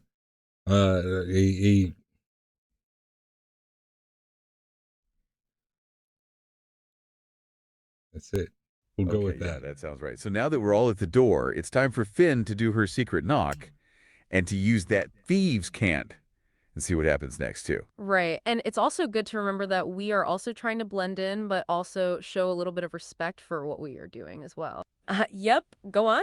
So Jamie, why don't you go ahead and do a little role play as the doorman for Alex when she is Finn, and do a little back and forth dialogue.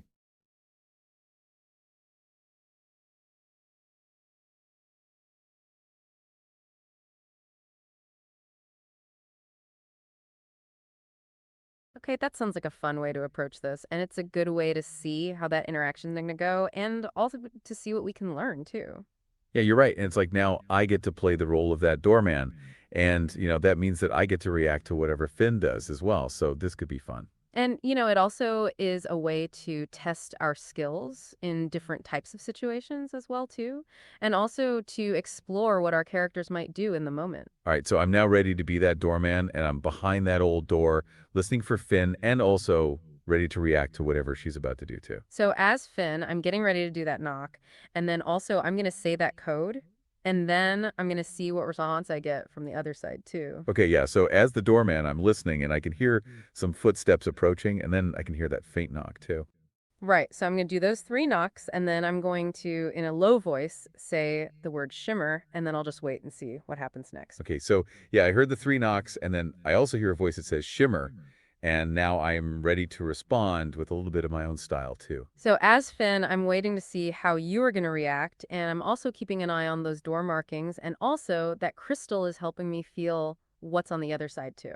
And as the doorman, I'm thinking for a moment, and then I say, well, what do you need out there? We're not open for business right now. Okay, and as Finn, I'm thinking fast, and also I'm using a bit of my charm, and also I am trying to sound like I am someone who knows what they're talking about. So I say, I need to get inside, and also I need to ask some questions.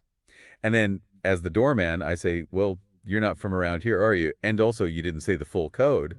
What's your business here then?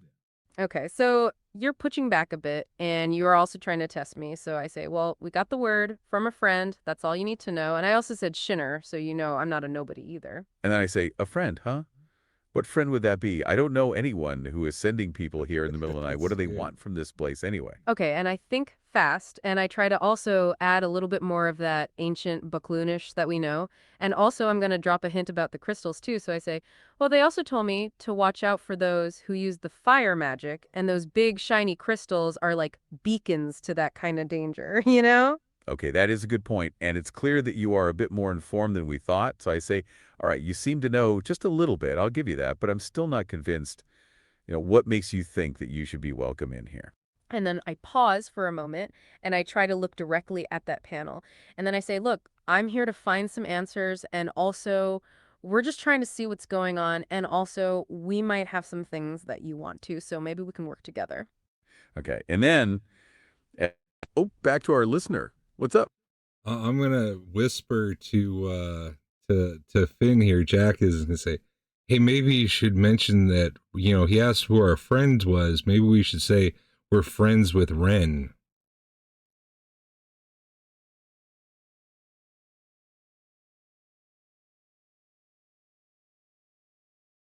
Oh, that's a really interesting suggestion. And it's a good way to connect our search for Ren into this conversation with the doorman. Yeah, let's unpack this. So you're saying, as Finn, I should maybe mention that we're friends with Ren and that we are looking for him too, right? And, if we connect that to the bigger picture, that could actually give us more credibility with these people since maybe they know him too. Right. And it's like, Oh, yeah, let's hear it. Well, also the doorman, if he responds to the name and knows who we're talking about, then we know we're in the right place. And if he brushes us off, then perhaps it's not even worth exploring.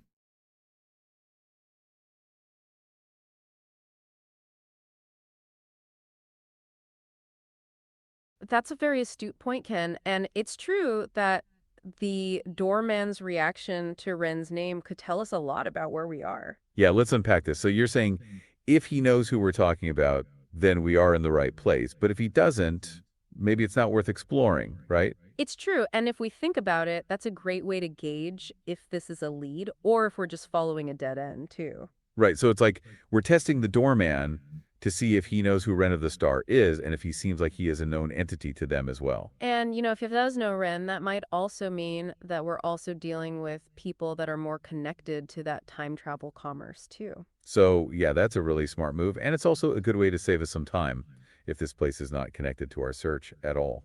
And it also highlights the importance of every decision that we make. In this game, it's all connected and it's all valuable, too. So, yeah, let's put that to the test. And now, with that new information, let's add that into the dialogue and see what happens too. And it's also good to remember that we're not just following a random lead, but that we're also trying to figure out what to do next and also trying to find the answers that we need to move forward, too. So, yeah, with that in mind, I am ready to add that to my approach and see if that gives us the lead that we need to move forward in this scene too. And, we're all really curious to see how this next part of the dialogue will go and how this new idea will. Oh, yeah, let's hear it. All right. So just remember, Alex is playing Finn, and Jamie, you're the doorman. So let's go ahead and continue the conversation with these new thoughts.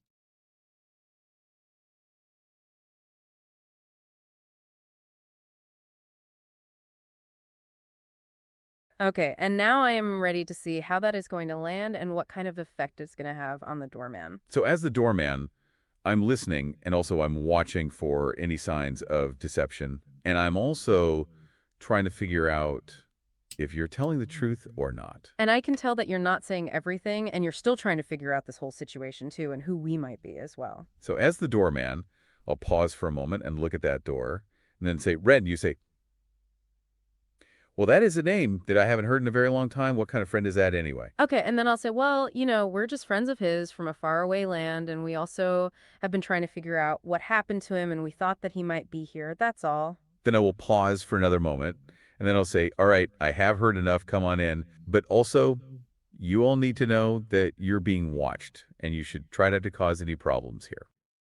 Yeah, that's fine. And as Finn, I'll nod and say, yeah, sure. And we're just here to ask some questions, and we will not cause any trouble if we can avoid it too. And then the panel slides shut, and I can hear the sound of the locks being released, and the door swings open, and I'm ready to see what you guys do next now that you're finally inside. Okay, so yeah, the door's opening, and also it's time to finally step inside and see where this all takes us next, and also to see what we might find in this thieves' den. And it was clear that the doorman was cautious, but that he was also very interested in hearing what you had to say, too. All right, so that was a very tense interaction, and now that we are inside, we can finally see where all of that has taken us. Ah, yeah, uh-huh. Well, before we explore the inside of this thieves' den here, I was just thinking this might be a good place to leave it off on a cliffhanger. What do you guys think?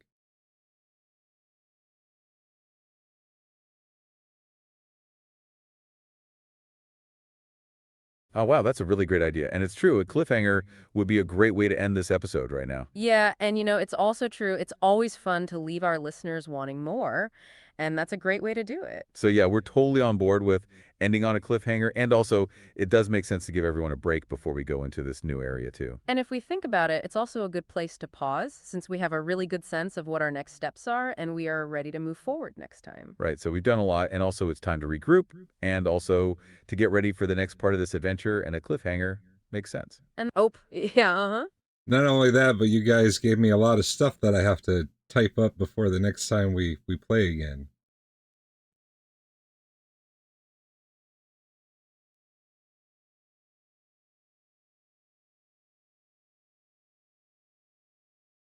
Oh yeah, that's a very good point, and we totally understand that you have a lot to do before our next session. It's true. And, we really do appreciate how much effort you put into this and also how you are helping us out too. So yeah, we'll definitely take that into account, and we'll also try to make things a little bit easier for you as we finish up the show today too, for sure. And it's also good to remember that all of these details, they are important and also they're all part of a bigger story that we are all building together too. Okay, so yeah, with that in mind, and also knowing that you have some typing to do, we'll try to keep the outro nice and clear and simple for you too. Oh yeah, go on.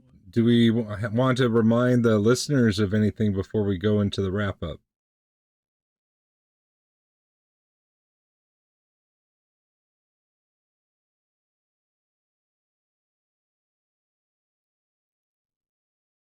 That's a great question, and it's always a good idea to remind our listeners where they can find us. Yeah, let's unpack this. So you're asking if we should remind our listeners of anything before we go into the wrap up, right? And if we think about it, that is actually a good time to do that before we start winding things down, too. Right. So we can remind everyone that they can find our podcast on YouTube at Trips 2012, and that's spelled with two P's, so Trips 2012. And that's where you can find all of our previous episodes and also get those PDFs that we've been mentioning on the show, too. And, we release new episodes every Friday at 6 p.m.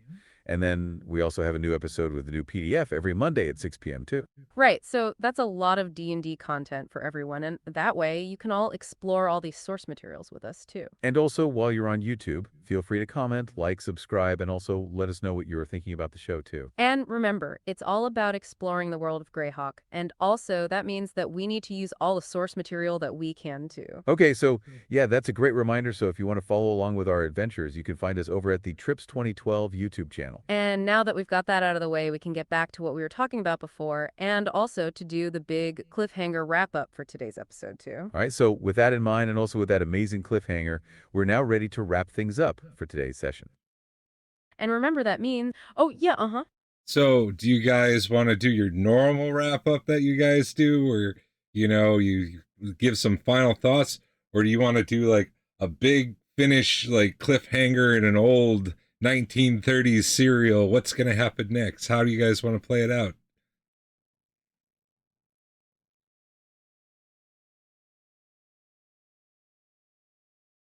Oh, that's a really fun idea, and it's great that you're giving us options for the wrap-up. Yeah, let's unpack this. So you're wondering if we want to do our normal wrap-up or if we want to go for a big 1930s serial-style cliffhanger, right?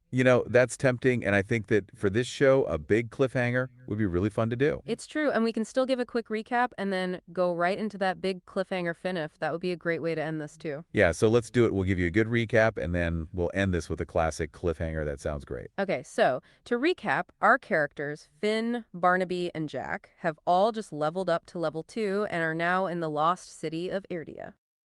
That's right, and they have been doing their best to try and find that missing person, Ren of the Star, and they are now also following some really interesting leads to get there, too. And we also managed to travel back in time through a portal, and we have now found ourselves in that lost city of Area, and things are getting really wild. Yeah, and what's also interesting is that we also used our skills to connect with some of the people in the city, and also we got some clues about some maps and about a mysterious person, too. Yeah, and we also learned about some old languages and also about that strange magic that we've been seeing all along, and also we created some new words, too. And now we're using our skills to follow those leads, and that path, it has led us directly to a thieves' den, where we are, now at the doorway, and now we're ready to go inside. So yeah, we've leveled up, we've been using those skills, we are also time travelers who are pretending to be barbarians, and now we are ready for what comes next, too.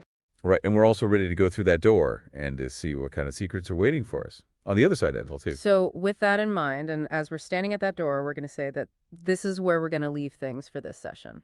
Yeah, and now we have that cliffhanger that we were all talking about, and that means we'll have to come back next time to see what's actually going on inside that thieves' den, too. And we are also really curious to see how those new leads are going to connect with everything and what else we will be able to discover in this city as well, too. So with that, it's time to wrap up this episode, and we really hope you'll all join us again next time for our next thrilling journey into the world of Greyhawk. Yeah, and it is also true that we are all really excited to be able to see what happens next and how this is all going to play out, too. It's been so much fun.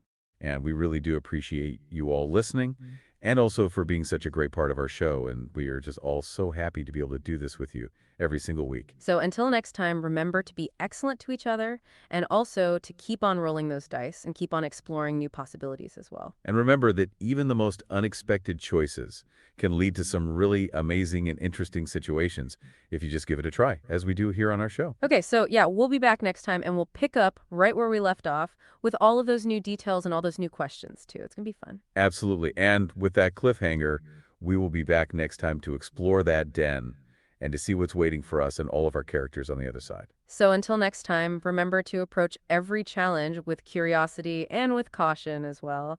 And thank you again for joining us. Oh, go for it.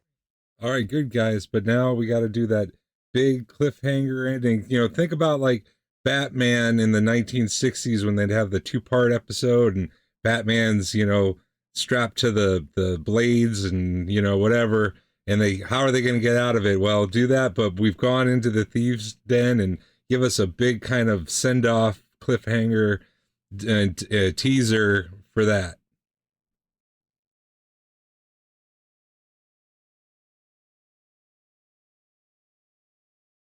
Okay, yeah, we love that idea, and it's time to give you that big cliffhanger ending that you're looking for. Yeah, it's true. And it's always fun to lean into those kinds of classic dramatic moments and leave you all wanting more, too. So, yeah, you're saying that we've now arrived at the door of that thieves' den, and we should give a 1960s Batman-style cliffhanger, right? That's right. And, that also means that we need to leave you all in suspense about what is waiting for us on the other side, too. So, yeah, let's get ready to get into character and also to set the scene for that classic cliffhanger that you are looking for right now. Okay, so to recap, we've made our way to the docks, we've talked to the sailors, we've found a secret door, and now we are standing right at the entrance. Oh, go for it. Okay, skip the recap. We've done it already. Go straight into the big cliffhanger finish. What do we open the door and what awaits us in there? And that's where we're going to leave it.